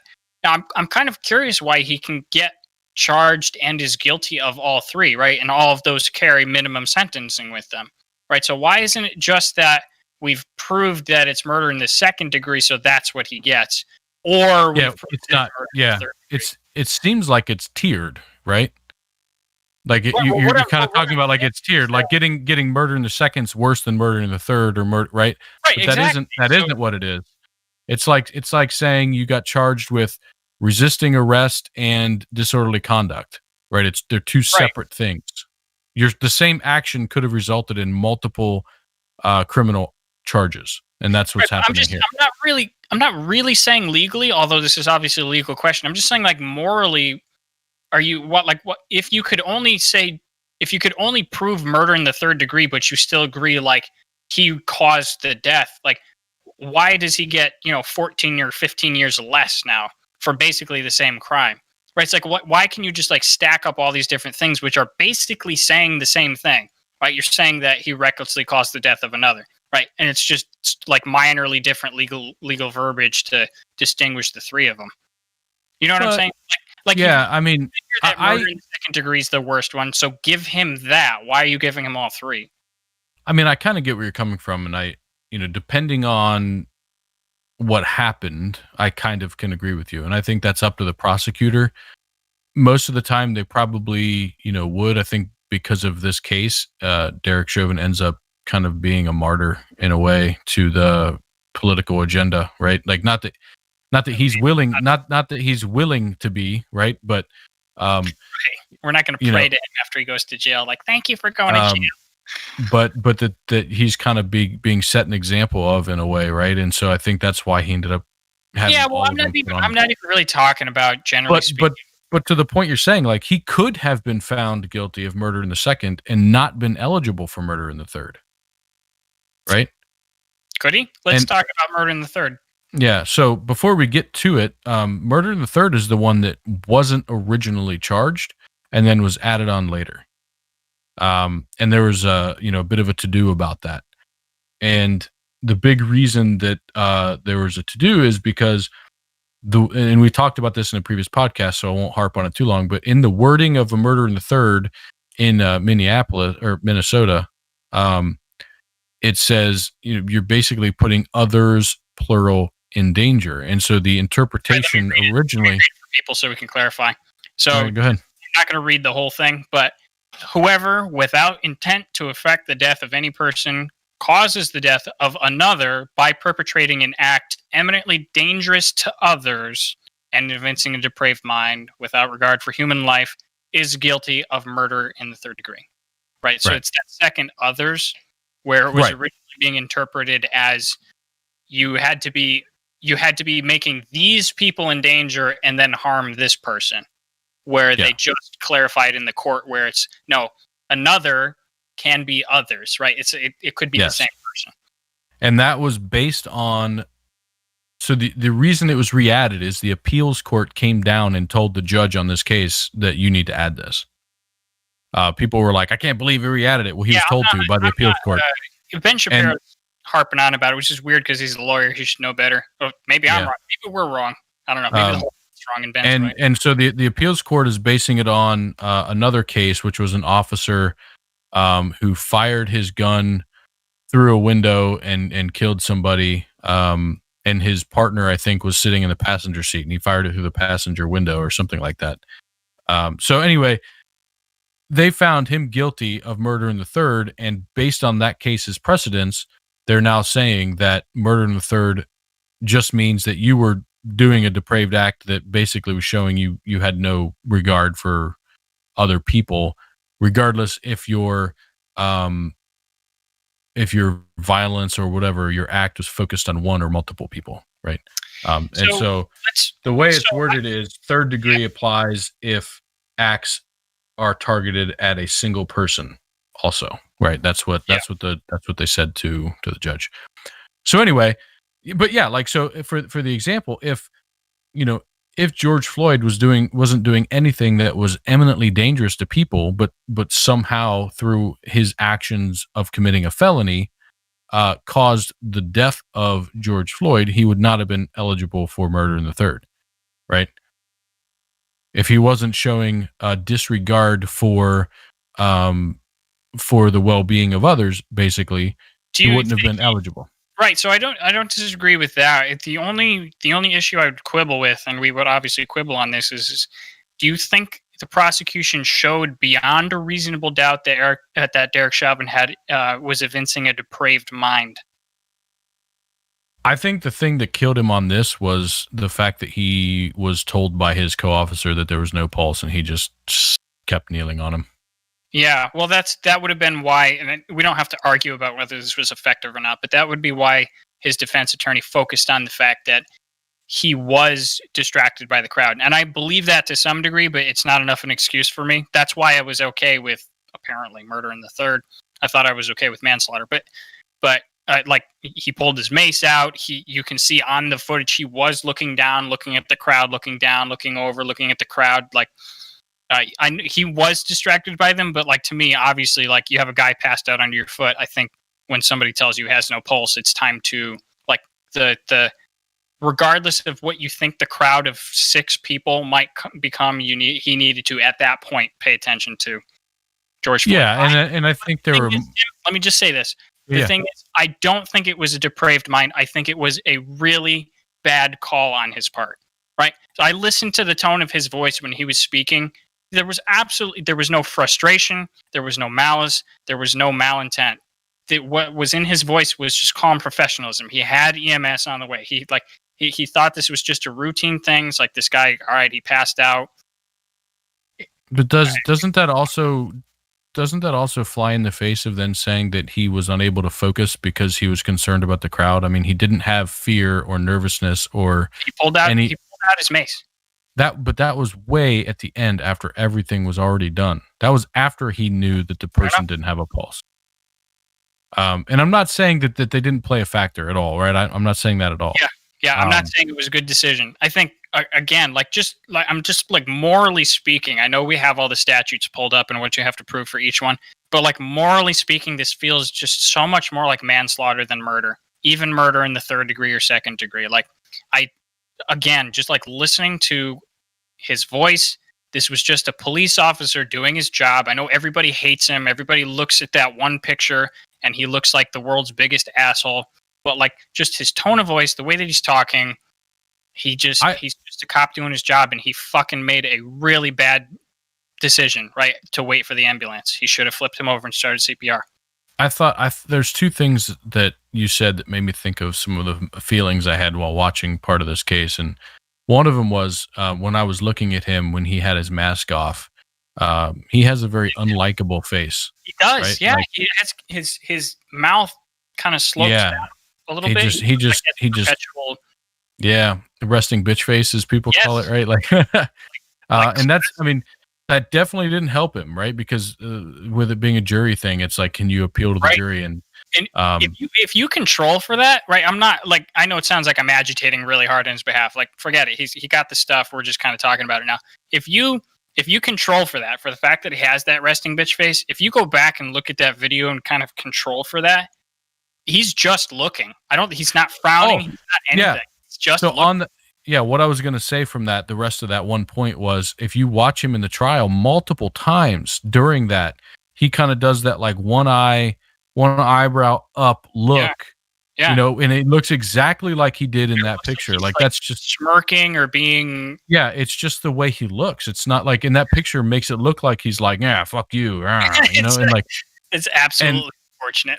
and he definitely isn't, you know, and you know, and the second thing I was going to say is like watching him throughout that trial, and especially when the verdicts are being read, I had a massive amount of empathy for him. I was like, God, man, like, can you imagine sitting in that seat, spending 20 years of your life doing a job, you know, doing what I truly don't think that, I agree with you. I don't think that he intended to kill him necessarily. I don't think that he was, you know, being violent or cruel or mean. He sounded calm and collected. I think he made a bad decision, but I think he thought he was making the right decision, right? Like, and that's where I'm coming from. And so the part that, you know, I had empathy for was like a guy who probably isn't, I don't know him, I can't say for sure, but probably isn't a bad guy, right? Made a terrible mistake, and in a different world, in a different year, in a different situation, you know, he may not have been convicted. He may have only been convicted of manslaughter. He may have only been fired. Who knows what would have happened? Because he ended up being the face of this movement on the wrong side. I think that he is ending up having being made, you know, in a way, being made a symbol of like, this isn't something like, he is at the changing point of the population's point of view. And I don't mean that he shouldn't be convicted or didn't meet these criteria. I actually think he really did for all of them. But I think in previous days, a jury would have given him more of a benefit of the doubt because he was an officer. And I think now the population is done with it. Right? We're like, hey, I don't care if you're an officer or not, you're responsible. And because of this video, because of the complete disdain for George Floyd's life that looks like was happening. I mean, God, if he would have just, when he found out he didn't have a pulse, like at least just gotten off and rolled him over, he might not have gotten anything. There are so many different factors in this. Like, again, we could stay in the weeds all day long. They had a freaking 3-week trial 4-week trial, however long it was, trial about this. But like again, it's like again, the reason why Nelson was hitting on the fact that people wake up and resume resisting is because in order to do that CPR, you can't have the cuffs on, right? So again, like, he would have had to take the cuffs off, then roll him over and start doing the CPR, right? And that's why Nelson was saying so many times, he was like, in your experience, do people come to after passing out from drugs and start struggling again? That's why he kept hitting that, because George Floyd would then have had no handcuffs on when he came to and started possibly struggling again. Now, again, I think that was as much a reach as anything that the defense or prosecution was saying. Yeah. So, I mean, think of that from the other side. Like, well, because you may come to and then start struggling. Like I said, we're not going to save your life. Yes. Right. There's an again for each of these on both sides, right? So I'm going to say something, and then there's something that the prosecution said right behind it. I get it, right? But like again, the when he called the ambulance, it should have taken less than 3 minutes, and it took like 6 or 7 minutes, right? So It took 4. when what's that? 4 minutes. Okay, so it took. It was like 1 minute. It was 1 minute longer than they expected. Yeah. Okay, so for that last minute, let's say he's expecting EMS to be there any second, every second. Every second, he's like, fuck, just get here, just get here, just get here. Right? And he's like, every second, his decision becomes worse and worse and worse, but kind of in retrospect, but also in the moment, right? It's like every second that passes, your decision became worse and worse and worse because EMS isn't there to rectify the situation. Yeah. And I think that flies in the face of what Eric Nelson was trying to say, which is, officers have to reevaluate their situation constantly at every second. Yep. And so he should have been doing that. Yep. And your defense there is that he wasn't. In the crowd, which was, again, a bit of a reach. Yeah. Yeah. And I mean, I thought the prosecution, I don't know that they said it any other time. They might have, but I heard it in the rebuttal closing. Made a great point in that if they were that worried about the crowd, they could have called for backup. Nobody called for backup. That's a bullshit point. Because the cops are, potentially further away than EMS. It's going to be gone by the time cops get there. Potentially, they don't know. They don't know where all the other officers are. Right. Yeah. From the standpoint of I'm concerned for a 30-second problem. It's not a realistic solution for like a 30-second or a minute problem, right? Because if they're about to start something, you have to deal with it with the people that you have there. I disagree. I think that if I'm concerned that we're going to get overrun or that this might become larger than it is, I call for backup. Even if they're going to be able to be there or not in time, it's the additional help. If, like, let's say I do get overrun and we can't deal with the crowd, they're still already on their way. We're not calling after we're getting overrun and getting taken down. Yeah. Look, and then again, I mean, it was a reach anyways with the crowd. I mean, it was like a couple 9-year-old girls. There was an MMA fighter. But well, to go back to the defense though, it's what you knew at the time. They didn't know he was an MMA fighter. No. So okay, that's not. But you can tell the way people carry them. I'm not just saying that because I'm on the defense side of this, but you can tell by the way people carry themselves. Yeah. I think he actually said it too. He's like, I do. Yeah, he did. He's like, I do mixed martial arts, man. That's a chokehold. What are you doing? Get off. Maybe. Yeah, I think he did say that. Actually, you're right. So to close out Murder in the Third, I think, for this, again, they had to prove that he was a substantial cause in the death. And if they prove that for the second, then it applies to the third. Yep. And then I think the third is a little bit more of a judgment call on the side of the jury than the first one. Yeah. So the first one is, was he committing a crime or not? Right. And so that's something that I think has to be more proven that yes, he was or not. To where was he intentionally committing an act that was eminently dangerous to other persons, very vague, not very vague, but very open to subjectivity. So I think that one is where he could have gotten away from this charge in so many different places if he'd have shown. It's opened up doubt around the knee thing, right? Again, I know you disagree, and you actually saw some of the different testimony that I didn't, with some of the experts saying that the knee was bad. I did see some of that, but not as much as you did. I did see the one expert that the defense had on saying like, no, that's a reasonable move. I mean, he really didn't have that much weight on him. He doesn't weigh that much. Like whatever. Like, so I thought I could have sworn they opened up enough reasonable doubt around that element. Wrong.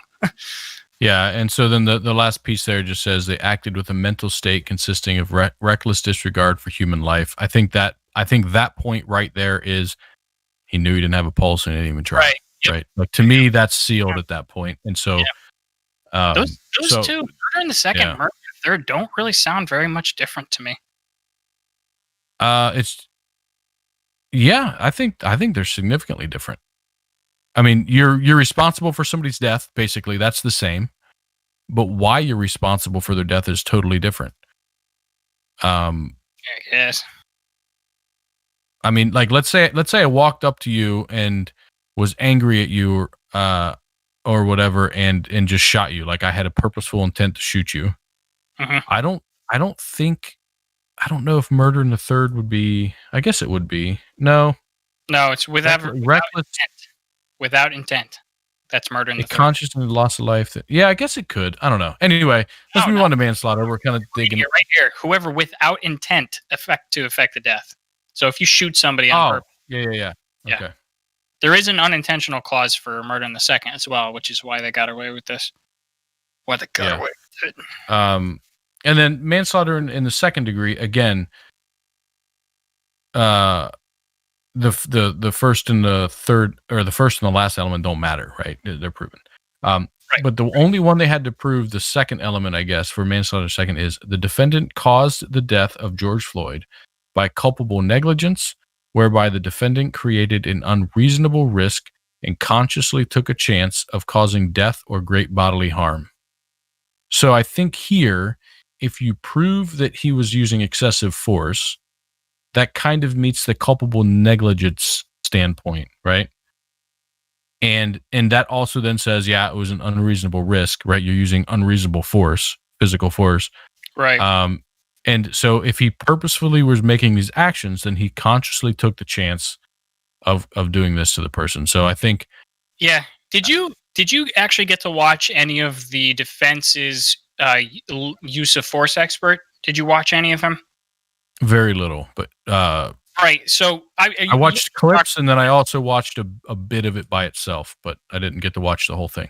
Right. So I mean, I told you about this. I think it's possible that this 3 guilty on all 3 counts may come down to the fact that use of force expert was supposed to be like a hit it out of the park slam dunk.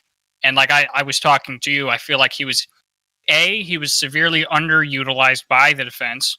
It was like this was supposed to be one of their star witnesses, underutilized, and then just viciously cross-examined where he had some very unfortunate slip of the tongues. Like he looked poor by the way he phrased a bunch of things, even though it was maybe like it was what he meant to say, just sounds shitty.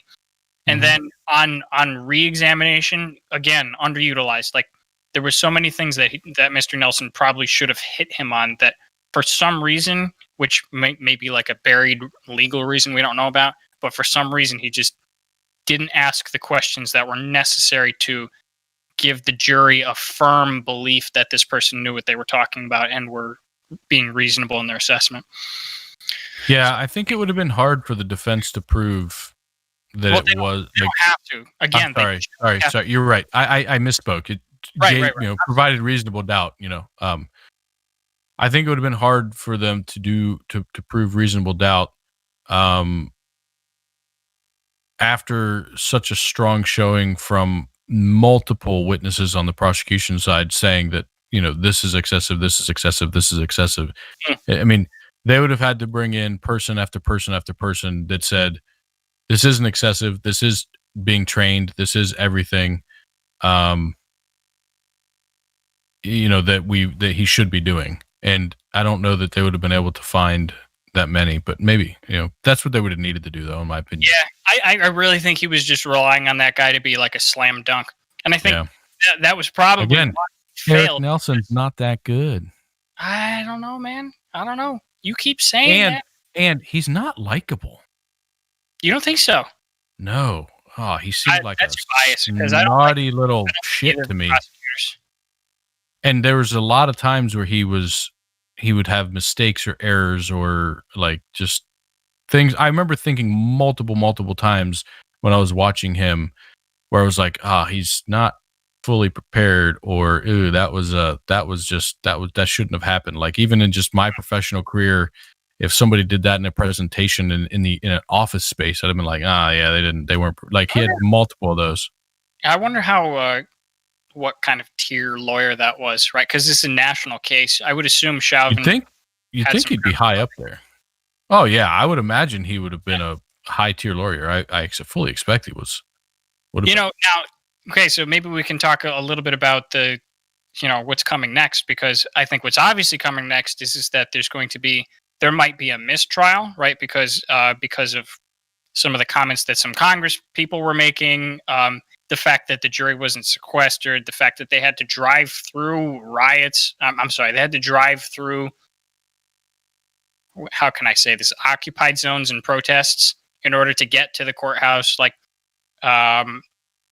just a whole bunch of stuff. Like, it's possible that there can be a mistrial. The judge even admitted that.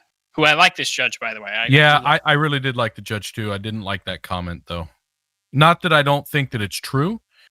I think he needs to remain impartial throughout, and I think. What about that? That comment was a bit statement, and why do you think it wasn't really impartial? Just the purely one of saying, you know, what the congresswoman said, you know, may give you the ability to, you know, to win an appeal or whatever the exact wording was, but mistrial. Yeah, I think so. Again, whatever his exact wording was, but basically like saying, I agree that should actually invalidate this case, right? Like, I think that's too strong of that's basically what he was saying, and I think that's too strong of a statement. Yeah, but that's his for job. him to be making. It's not his job to talk about that. There is the jury being tainted, right? If a Congress person comes out and says, again, I'm not disagreeing with the severity of what she said or how it could impact the jury. I'm only disagreeing, and not even that the judge believes it. I'm only disagreeing that he said it on the record in the trial. I don't think that's his. I suppose I don't know what your distinction is, right? Because it's his job to make sure he can call a mistrial if he thinks the jury has been sufficiently influenced. But he didn't. Correct, he didn't, right? And a lot of people on the right were actually complaining about that, but I have no problem with that, right? So, but what all he was saying is that you, as the defense attorney, like, you can make that case if you want, right? I'm not going to grant that, but after we're done with this, you can probably use that for grounds to try to get another trial, right? That would have been an okay statement. He said, I think that could be enough for you to get it. Yeah. But I'm not going to give it to you, right? Like, that's a different statement. I'm just saying, I think he took it far. But I generally really did like the judge. I felt like he did a really good job of not biasing either way. I was happy at the end when the prosecution was asking for the judge to reread a couple sections of the instructions to the jury that, you know, kind of what I was telling you, where Eric Nelson was giving improper legal instruction. And the judge came back and said, I'm not going to do that. He goes, I will reread the whole thing but I'm not going to pick out a couple sections, because to me that implies then that the judge is saying, hey, based on what I just heard from the defense, you need to rehear these two things. And to me, that's biased, and it's great that he didn't do that. And then he also said, and it's up to you in your prosecution rebuttal, bring that shit up, basically. Right? Like, you can talk about it. So I think, you know, outside of just that, I think overall he did a good job of remaining impartial. Other than that one statement, I thought he stepped the line there a bit. But I had a little bit of a problem with, I think the defense was talking about this a lot. He's like, we're trying to make sure that the prosecution doesn't just bring out everybody and their uncle to say, well, I would have done it a different way, or just, you know, like bringing out a whole bunch of people with like no probative value, and probative value means essentially like it's valuable testimony to speak to the matter at hand. I think the judge probably let a little bit too many people on the prosecution side, because many of them were essentially fulfilling the same role, saying the same thing over and over again with minor tweaks. And then like bringing in people from the crowd didn't really offer anything, like nothing at all. Basically just offered an emotional appeal. Like, yeah, it made me feel really shitty. And then they would just, you know, like they would justify it by saying, oh, well, where was his knee? And then they would say, well, how did you feel about that? You know, like that kind of stuff. But other than that, that's I liked it. Yeah, I've heard that complaint, and I'm kind of torn on it. I mean, on one hand, I agree. I don't think you should bring in every officer from the police force and get their opinion. But I do also think that there's some value in showing that multiple experts have the same opinion versus just one opinion versus the other. So if I were to bring in an expert and they said A is the first letter of the alphabet, and you brought one in that says B is the first letter of the alphabet, Right, but it's like, okay, well, that's a good tactic, but legally you're not supposed to be allowed to do that. Right. I'm not saying I'm not in a if you were just trying to convince a person on the street, bringing forth 5 experts is better than one, but in a legal setting, the defense has a right to ask the judge not to allow them to parade a whole bunch of people saying the same thing. Yeah. Yeah. So I think the prosecution pushed that line. I agree with you. But I don't think they push it too hard. Yeah. It's the judge's responsibility to let it not happen. So, all right. Is there anything else you wanted to put in on that? I kind of wanted to switch over to my last topic here. So no, we're good. I'm super sad, man. I've got like 10 different timestamps and other people's videos and all this stuff we're not going to get to, but that's all right. That's all right. Was there anything valuable for right now you wanted to bring up? What's your favorite one? And then we can get to the last topic. Yeah, so I guess as a whole really is I don't like either on the left or the right, but since you're on the right, it's based on it just being me and you, it's much easier for me to say, okay, this person each other. Like, again, just to be clear, I would have been okay with the manslaughter charge. I think this is excessive the way that it went down, but like I'm not 100%, thin blue line back the blue. Like there needs to be accountability. And you were less torn on this, but you're no crazy person. So yeah. So I was going through and watching some of your superheroes on their stance on this. So I watched like some Ben Shapiro, some Crowder. I still can't bring myself to open up Tim Pool. That guy's so far off the deep end now that. What do you mean? Yeah, he's all right. He's just. But everybody's on the edge of the cliff. I feel these days it's insane. But anyway, so I have a bunch of timestamps where, like, as an example, Ben Shapiro comes out and he's like, the jury got it wrong. Yep. And I'm like, really? Like, you're going to come out and just say 12 other people got it wrong. 12 people that sat there for weeks on end and listened to all this testimony. I guarantee you Shapiro did not watch all of the testimony, right? You'd be and surprised. For him to, okay, I shouldn't say guarantee. I'm 99% sure. Listen, if it was you, I'd bring that down to like 65.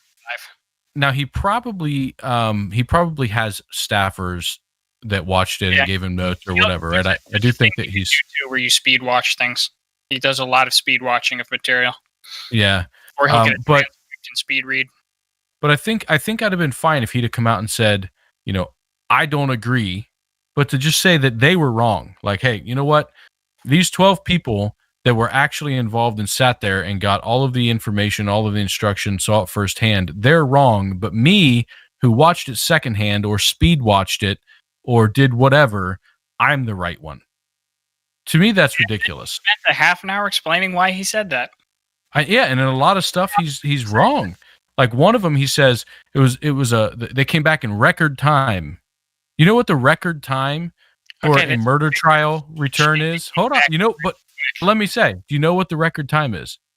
I don't know. 6 minutes. Yeah, I'm sure. 6 minutes. I'm sure. Like that's not even enough time to get to your chair. They must have just walked in and were like, "Yo, guilty? Yep. All right, let's go." I'm not saying Ben Shapiro's Jesus, but you're taking him literally where you should be. That's not my biggest point. It was just the next one on my list. I didn't really have a huge issue with that, right? But in HIT, he talks about the 2nd degree and 3rd degree murder charges. So on the 3rd degree charge, read yourself there. Oh yeah, I can do that. So, we've had that up for so long. So in it, he says, the 3rd degree charge shouldn't be applicable. He's like, it's not applicable. It has to be a gunshot into a crowd type of thing, right? I get it. He thinks that, but he's wrong based on an appeals court judge. Yep. He's basically saying, hey, my opinion matters more than the judge in the state that determined that this is actually valid, right? Yep. Shapiro's fucking wrong, not the judge. Correct. Yep. His opinion might be fine, right? And then he talks about the second degree thing, and he even says in there exactly what I was talking about today. He says, you have to intend to commit a crime. He repeated that multiple times. You do not. You have to intend to commit the act, which is a crime. Again, Shapiro is wrong. But he's so adamant that he's right and everybody else is wrong. and this happens on the left too. I'm just picking on him because you're right, and so I'm attacking you in these podcasts in a way. But the problem is people don't go out, get the right information, and then they're these icons of media or news outlets, or major news outlets are just as guilty, come out and spew these fallacies that spread bad information and make these. I think about this a lot. Like, look, to your point, and the point that you're driving at, which is that we're all fracturing out into our own silos, and the people like all my people, all of them, Dave Rubin, Ben Shapiro, Steven Crowder, Tim Pool, all of them complain about the media hegemony, and they're just as bad as them, right? So I think they are more correct in the things that they say, but they are the polarization that they're talking about. They're just the other side of the polarization, right? They are the silo that they're talking about. They do the exact same things that they complain about, right? And Tim Pool says this all the time. He's like, I think they're doing this, but then he'll say, well, and I'm not perfect or anything like that, and I try my best. It's like, yeah, all of you are trying your best, except for like if you want to say one or two of them are grifting. I'm sure there are some of them, but like everybody is trying their best. But at the end, they are being a partisan, right? And being partisan's okay. Right. Well, but that's the thing too. It's like it's this weird thing where, and we do this here too on the Left, Right, and Center show. It's like we admit our partisanship, right? Chris is a social justice warrior. You are center left. I'm on the right, right? We acknowledge that, and the reason why I'm okay with that, the reason why I actually think that our format is better than the way that everybody else has, is because we acknowledge that, but we also have the other view on the show right there, right? We're trying to show you what all the partisans are saying, right? Or the enlightened centrist. And partisanship is something I don't personally get very well, because I honestly don't care if it's a Republican or Democrat saying it. If I think it's bullshit, I think it's bullshit. I look at things from now to the point. I tend to lean a little bit more Democrat, but not because it's Democrat. My beliefs align just a little bit more that way. Very small amount, but they do. But again, I don't care if a Democrat says something stupid. That's stupid. Why would you do that? And for the most part, I think the social justice warrior thing is asinine. I think it's terrible for this country, as we've talked about. So, the one last thing I wanted to get to on this, that and what Ben Shapiro had on there, and I'm not going to pull the videos up because I had video clips for all these things, but and something we didn't talk about, which I think I was very surprised, is how the left is making this a racial issue. Man, we kind of need to talk about that. We'll talk about that next week. I will put together a segment about impugning the race motive where there is none. The racist god of the gaps, essentially. We'll talk about that next week. That'll be the big idea. All right. Well, let me throw out one thought that's not about it. It's about racism, but a little bit. I had this conversation with a friend, and so I think it's also interesting to have with you. He was very upset. He's like, he's talking about how the left is, making this an issue of race and all that. And his argument was the prosecution. It's like they didn't even bring up racism. They didn't bring it up. They didn't charge him with it. They didn't, all these things. They didn't even snidely hint at it. It was absent. Yeah, right. And I said, duh. The point is, in law, it's not illegal. That's where you're incorrect, actually. Right? So such a thing as a hate crime. I agree, but you have to prove it. Yes, right. And so looking at this, there's nothing that comes out. They don't bring it up at all. There's in the court, because there is in the charges. They didn't charge him with a hate crime. They didn't charge him with anything racially related. That's the point. So bringing it up, rightly so. I 100% agree. So I know that your friend probably wasn't articulating all of that, but that's when you're saying that they didn't bring it up at all. It's because they couldn't bring it up at all. They absolutely. No, he was doing it. He was saying it the other way. Well, I don't know your friend, but that would be the argument.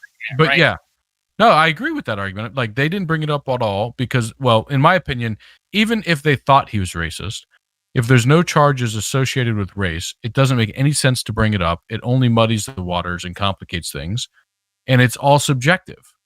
Well, not all, but mostly subjective without proof.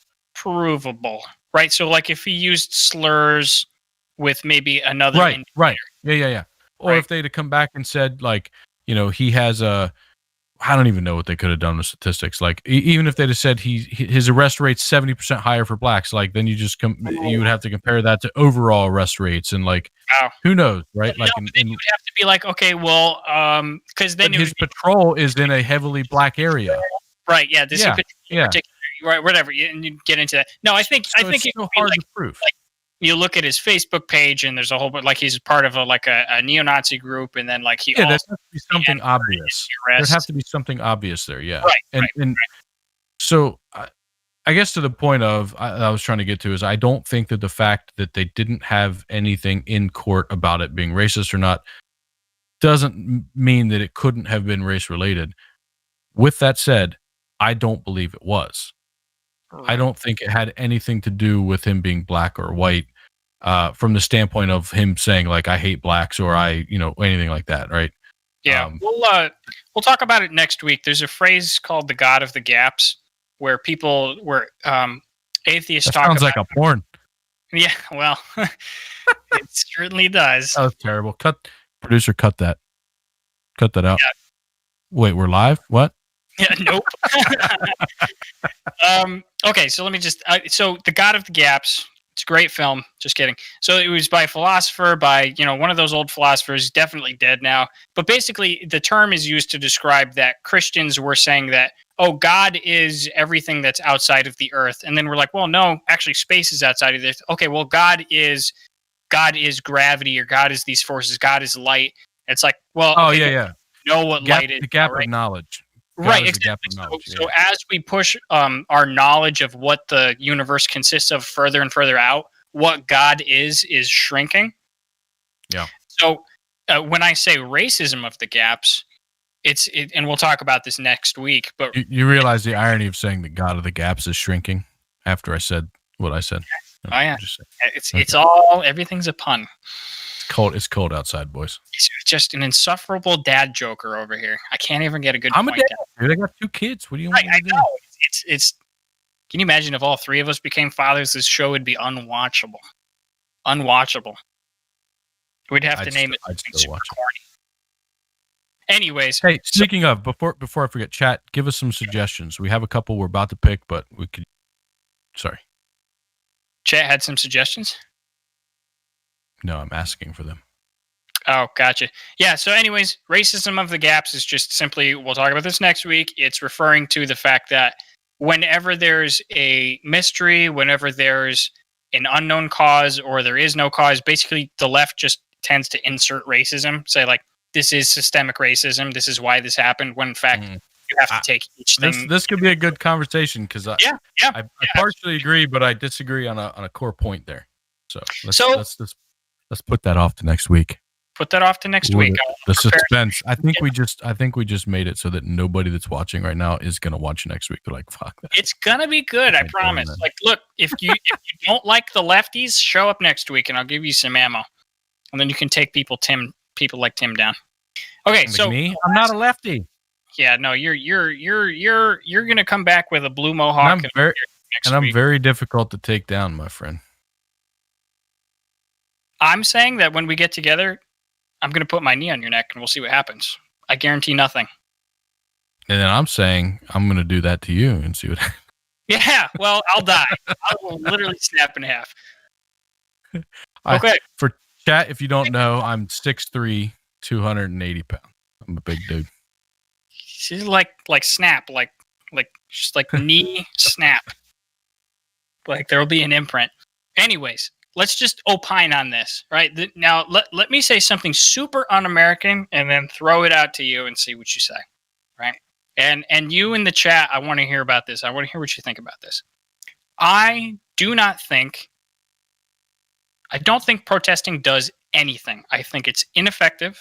I think that if there is a large protest, that public sentiment is already with the thing, and whatever is being done politically is already being done, right? So if there's a large enough march, that usually public sentiment is with it. And sometimes, okay, so I'll back off that a little bit. Sometimes it's not, right? You can have like a 1,000,000-man march and still something doesn't get done because it's a polarized environment. But I will say, I think protesting is useless. You don't do anything. You go there to feel good. You walk around with a sign. Everybody already knows you think the thing that you do. So you're not like changing opinions just by waving a sign around, and you're not actually doing anything. You are just doing something to feel good, to put yourself out there, and nothing gets done, right? So to contrast that real quick, to say like, okay, well, what would be doing something? Doing something, getting involved. If you need a change to be happening, do the change. Be the change that you want to see. Marching is not the change, right? And I'll just provide one example of why, like the thing that solidified this in my head the most. So, back when I was in college a couple of years ago, I was there pretty late. It was like 6 o'clock or 7 o'clock in the middle of the summer. So, it was still light out and whatnot. And Chris actually, I believe, comes into the student government office where I was hanging out because I had club that night. And he said, "Hey, you want to come out and join our march?" And I was like, "Well, what are you guys marching for? And where are you marching?" He was like, "Oh, we're just marching around campus."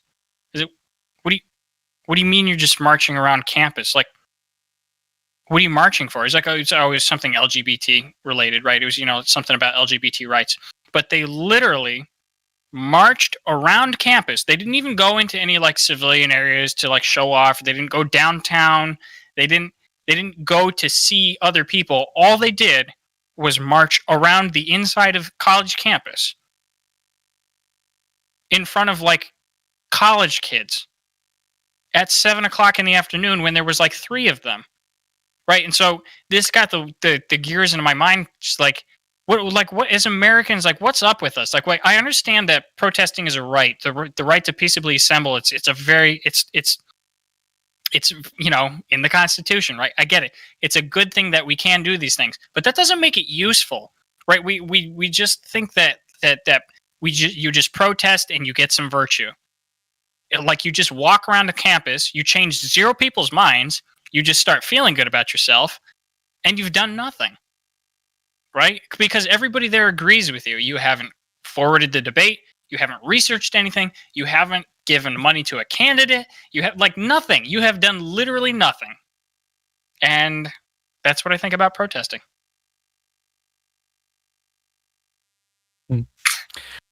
So you said that when he was protesting, you saw him doing it, and you went up and asked him like what the hell he was doing? No, Chris came to get me. He's like, "Hey man, you should come." He actually told me I should speak in front of them, and I'm not gonna lie, I did not do that. I was like, "Man, that's not the point." Like, first of all, I would be nervous doing that. Second of all, that's not the point of the protest. The protest is for you all to be there and, like, jerk each other off about the thing that you're, jerking each other off about. So it's like, I don't want to rain on your parade, and I would be nervous to do that. Gotcha. I mean, I agree with you on a point, I guess, that I don't think by protesting you enact an immediate change, but I don't agree that it does nothing or that it's not important. Okay. And so on a couple thoughts or examples, I guess. One, we'll talk about Chris's little circle protest thing. A protest of that size, or I mean, that's not really a protest as much as maybe a demonstration, I guess. Maybe, I don't know. It was a march. Yeah, a march. That's kind of what I'm talking about. I mean, like, march. Yeah. So if in that march, one person walked up and said, what are you guys even marching about? And they said, "Well, we're marching about this." And they said, "Oh, okay." And they brought some level of awareness to the topic, right? That's a win for them, right? And I think marching a lot of times isn't about having your march happen and then a political change happen immediately after, right? It's about bringing awareness to more and more people, right? No, Tim, I do not think you need more awareness, right? So generally, if you're marching about something, people are aware of it. You need to make actual change happen. You need to actually... But how do people become aware in the first place? Because it spreads through the culture, right? If there is a march about it, it starts somewhere. There's people that care about it. Not if there's 5 people marching. Then that's not a very good march. Who's to say that? But they could be the initial nucleus of this. spreading awareness to people until it became sizable enough. It is. Thoughts don't just pop up in everyone's head one magical night. You start a podcast to spread thoughts, right? So I won't disagree with you that this day and age, marching may or may not be the most efficient or impactful way of doing it. I think it just does almost nothing. Almost nothing. Yeah, I don't. So let's take a look at my second.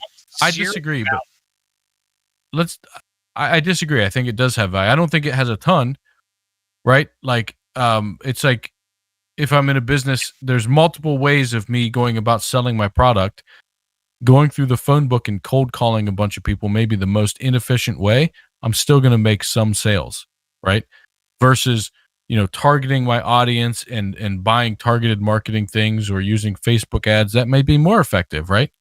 Yep. I'll get more sales, but that doesn't mean that it's completely useless for somebody to do the phone book thing as a ridiculously a ridiculous analogy. So let me just the other point, benefit is just not there. It's just not. It's the benefit that's accrued is, I'm going to argue, primarily the feeling that the marchers get. There's like, I think that's a big part of it. The benefit reaped. I think that's a big part of it, but that's also a big benefit to the movement to keep people engaged. I mean, what's the benefit of going to church every Sunday? Sure. Right. Yeah. It's to reinvigorate you, to give you that energy, to bring you back down to the, core of what you're trying to do. Yeah. Look, I'll concede that actually. Sure. Maybe because especially the left, they're about fostering community. You always want to foster community. And if you actually physically are there with the people that are like-minded, sure. Yeah. But I don't think so. I still don't think that it makes the change that people think of it making, right? It's not like you put 1 million women in pussy hats and suddenly, there's no more abortion laws. It's like, no, you gotta actually lobby Congress and, maybe start some local grassroots organizations. Yeah. So I still disagree. And I'll go back to the fun topic we were talking about all day today. I know in the past we've talked and, there's still a lot of sentiment out there amongst some of my friends. I don't want to put words in your mouth, so correct me if I'm wrong, but I think you've also said that you don't think that this would, that Chauvin would have gotten charged how he did, or at this point now convicted, but we had this conversation before he was convicted, had it not been such a public thing, right? And Yeah, it is that. I would heavily speculate that. I would lean towards that. I actually won't make that declarative statement.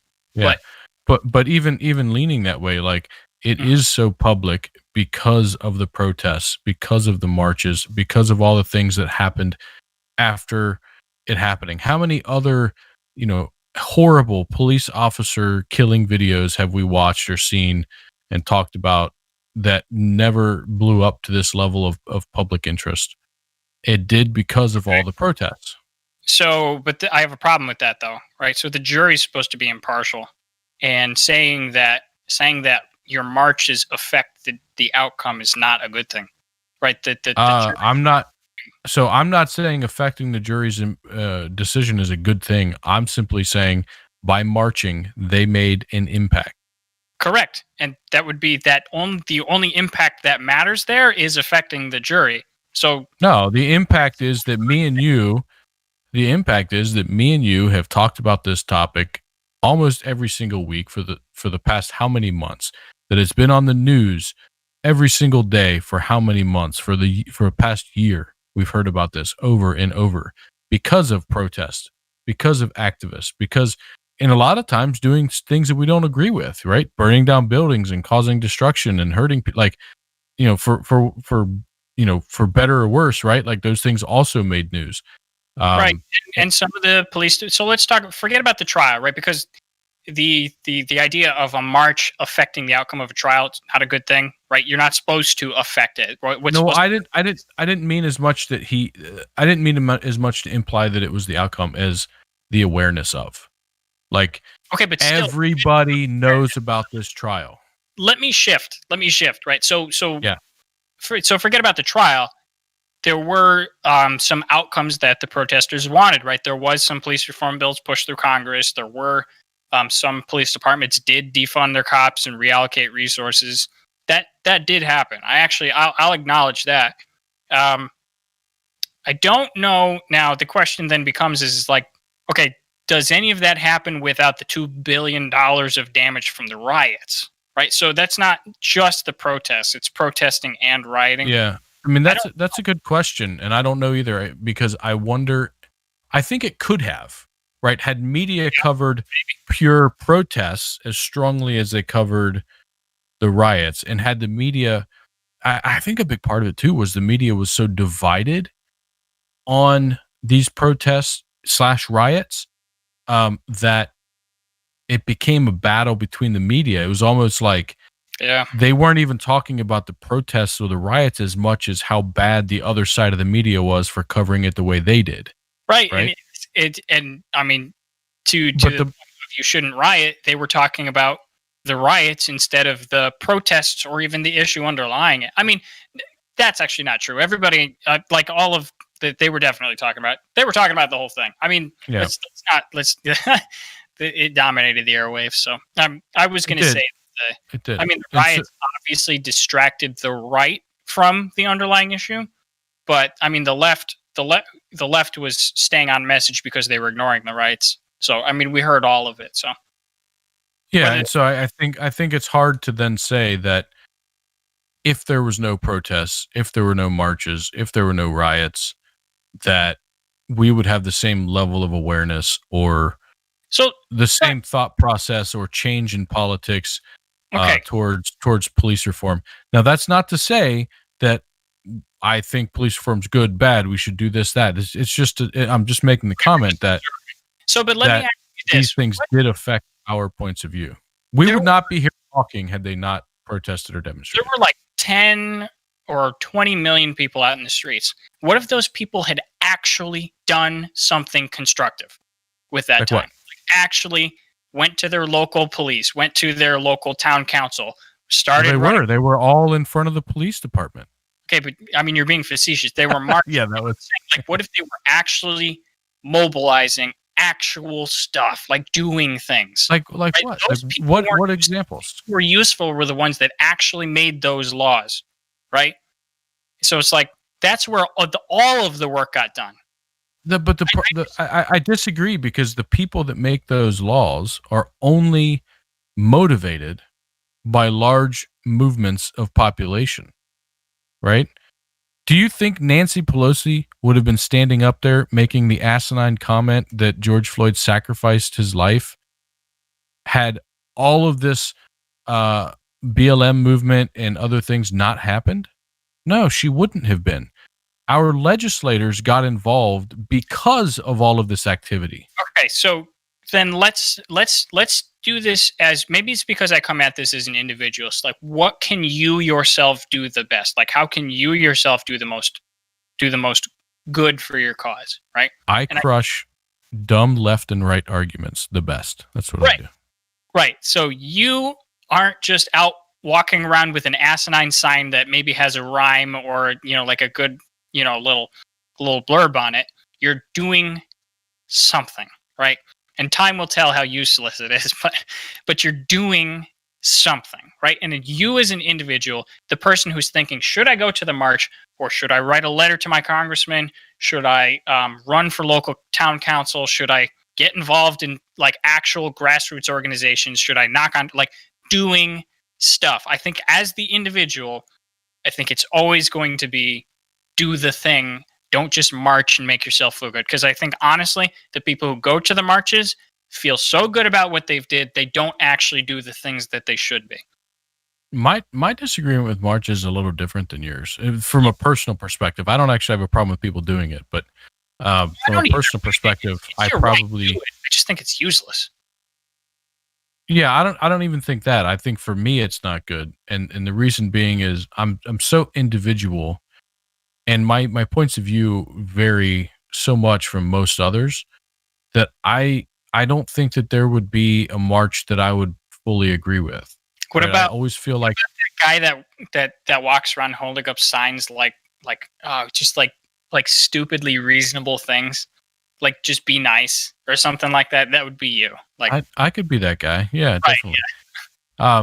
I mean, as an example, the Black Lives Matter movement, right? I fully agree with what they're saying. Black Lives Matter, right? And I've said before, like all lives matter, including Black lives, but you can't politically come out and say all lives matter now because it's taken as a counter to Black Lives Matter, right? It's like, well, so you don't think Black lives are included in all lives.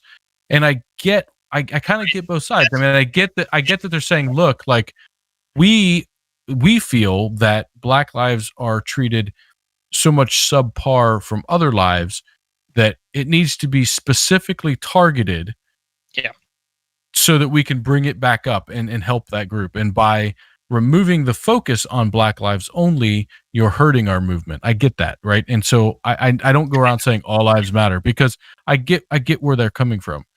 But my feeling really is that all lives matter equally. I've never felt anything different, and I don't see most people I know, they don't feel that way either. right. Right? Most people I know feel all lives matter. Doesn't matter color, age, sex, race, anything. No one gives a shit that I know. And maybe I just don't associate with assholes, like it could Yeah, be that. and there's always that. But so I don't know that I could go to a Black Lives Matter march, not because I don't agree with what they're standing for. I 100% agree with it, but I think it puts words in my mouth, sometimes that I would not want in there. I don't agree 100% with how they're approaching it.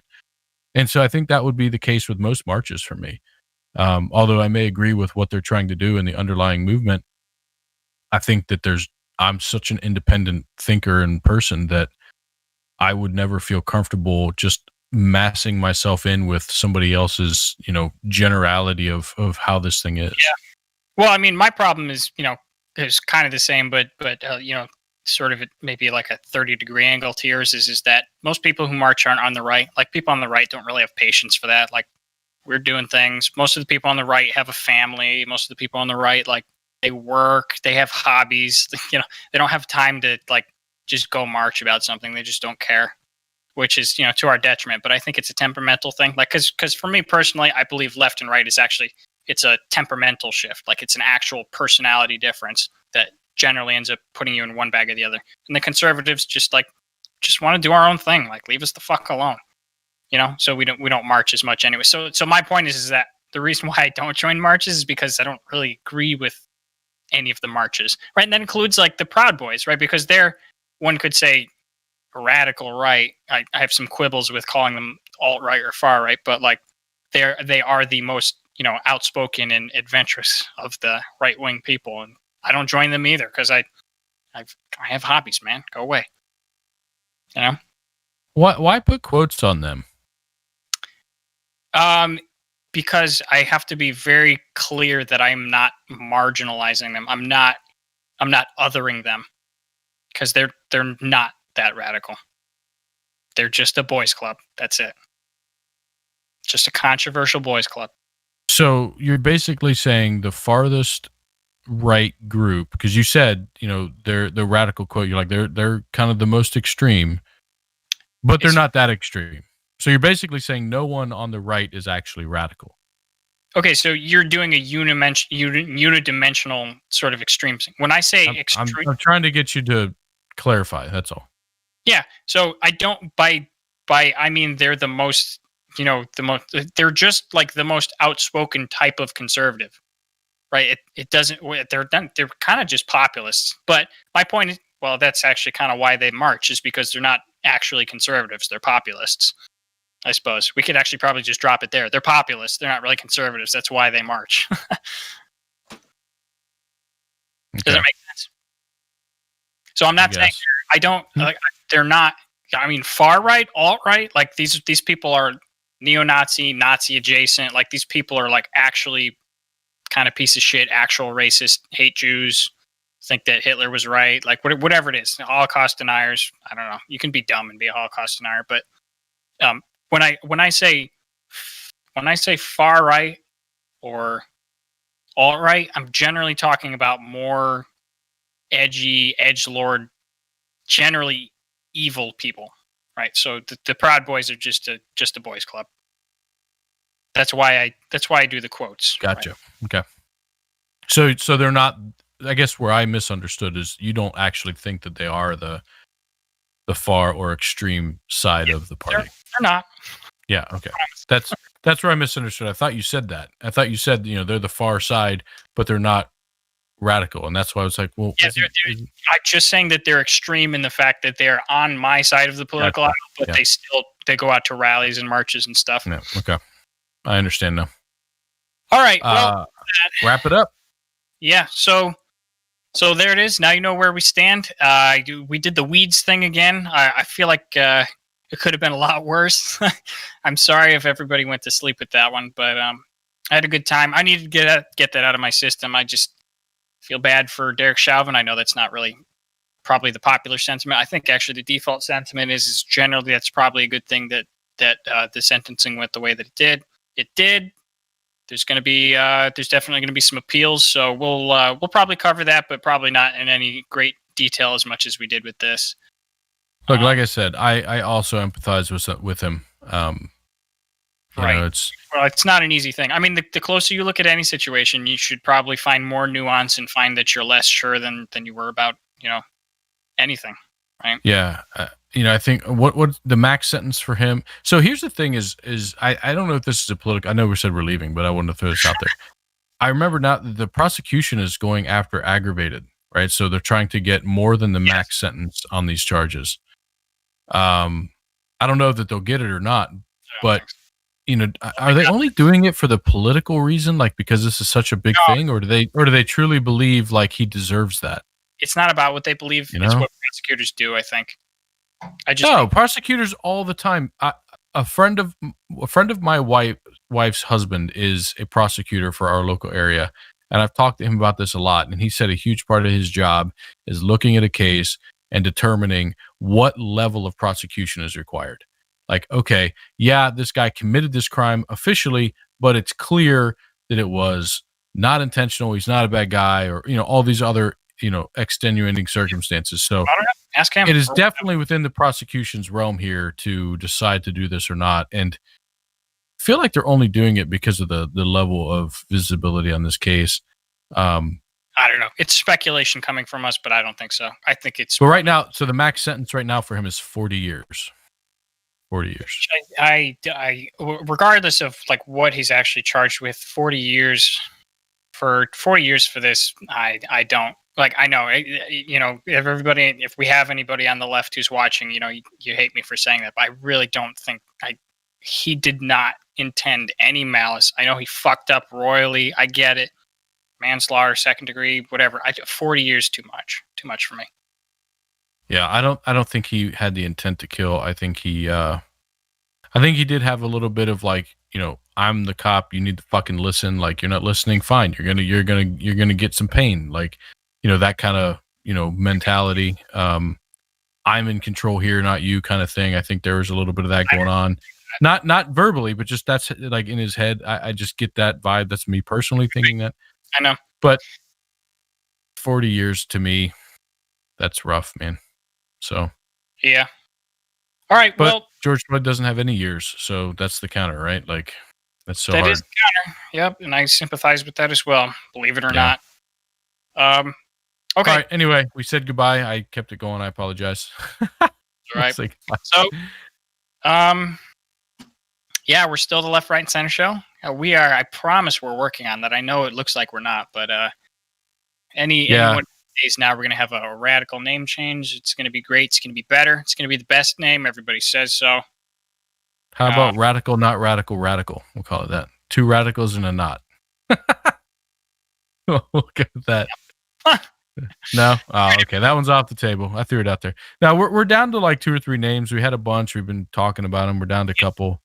I keep finding some, researching them. Turns out like 5 other people have that. It's rough, man. It's rough. Everybody and their mother's starting a podcast. It's annoying. Why would people do that? I don't know. But so anyway, yeah. All right. So that's it from us. Have a good night, everybody. Thanks for watching. We'll catch you next week. Peace.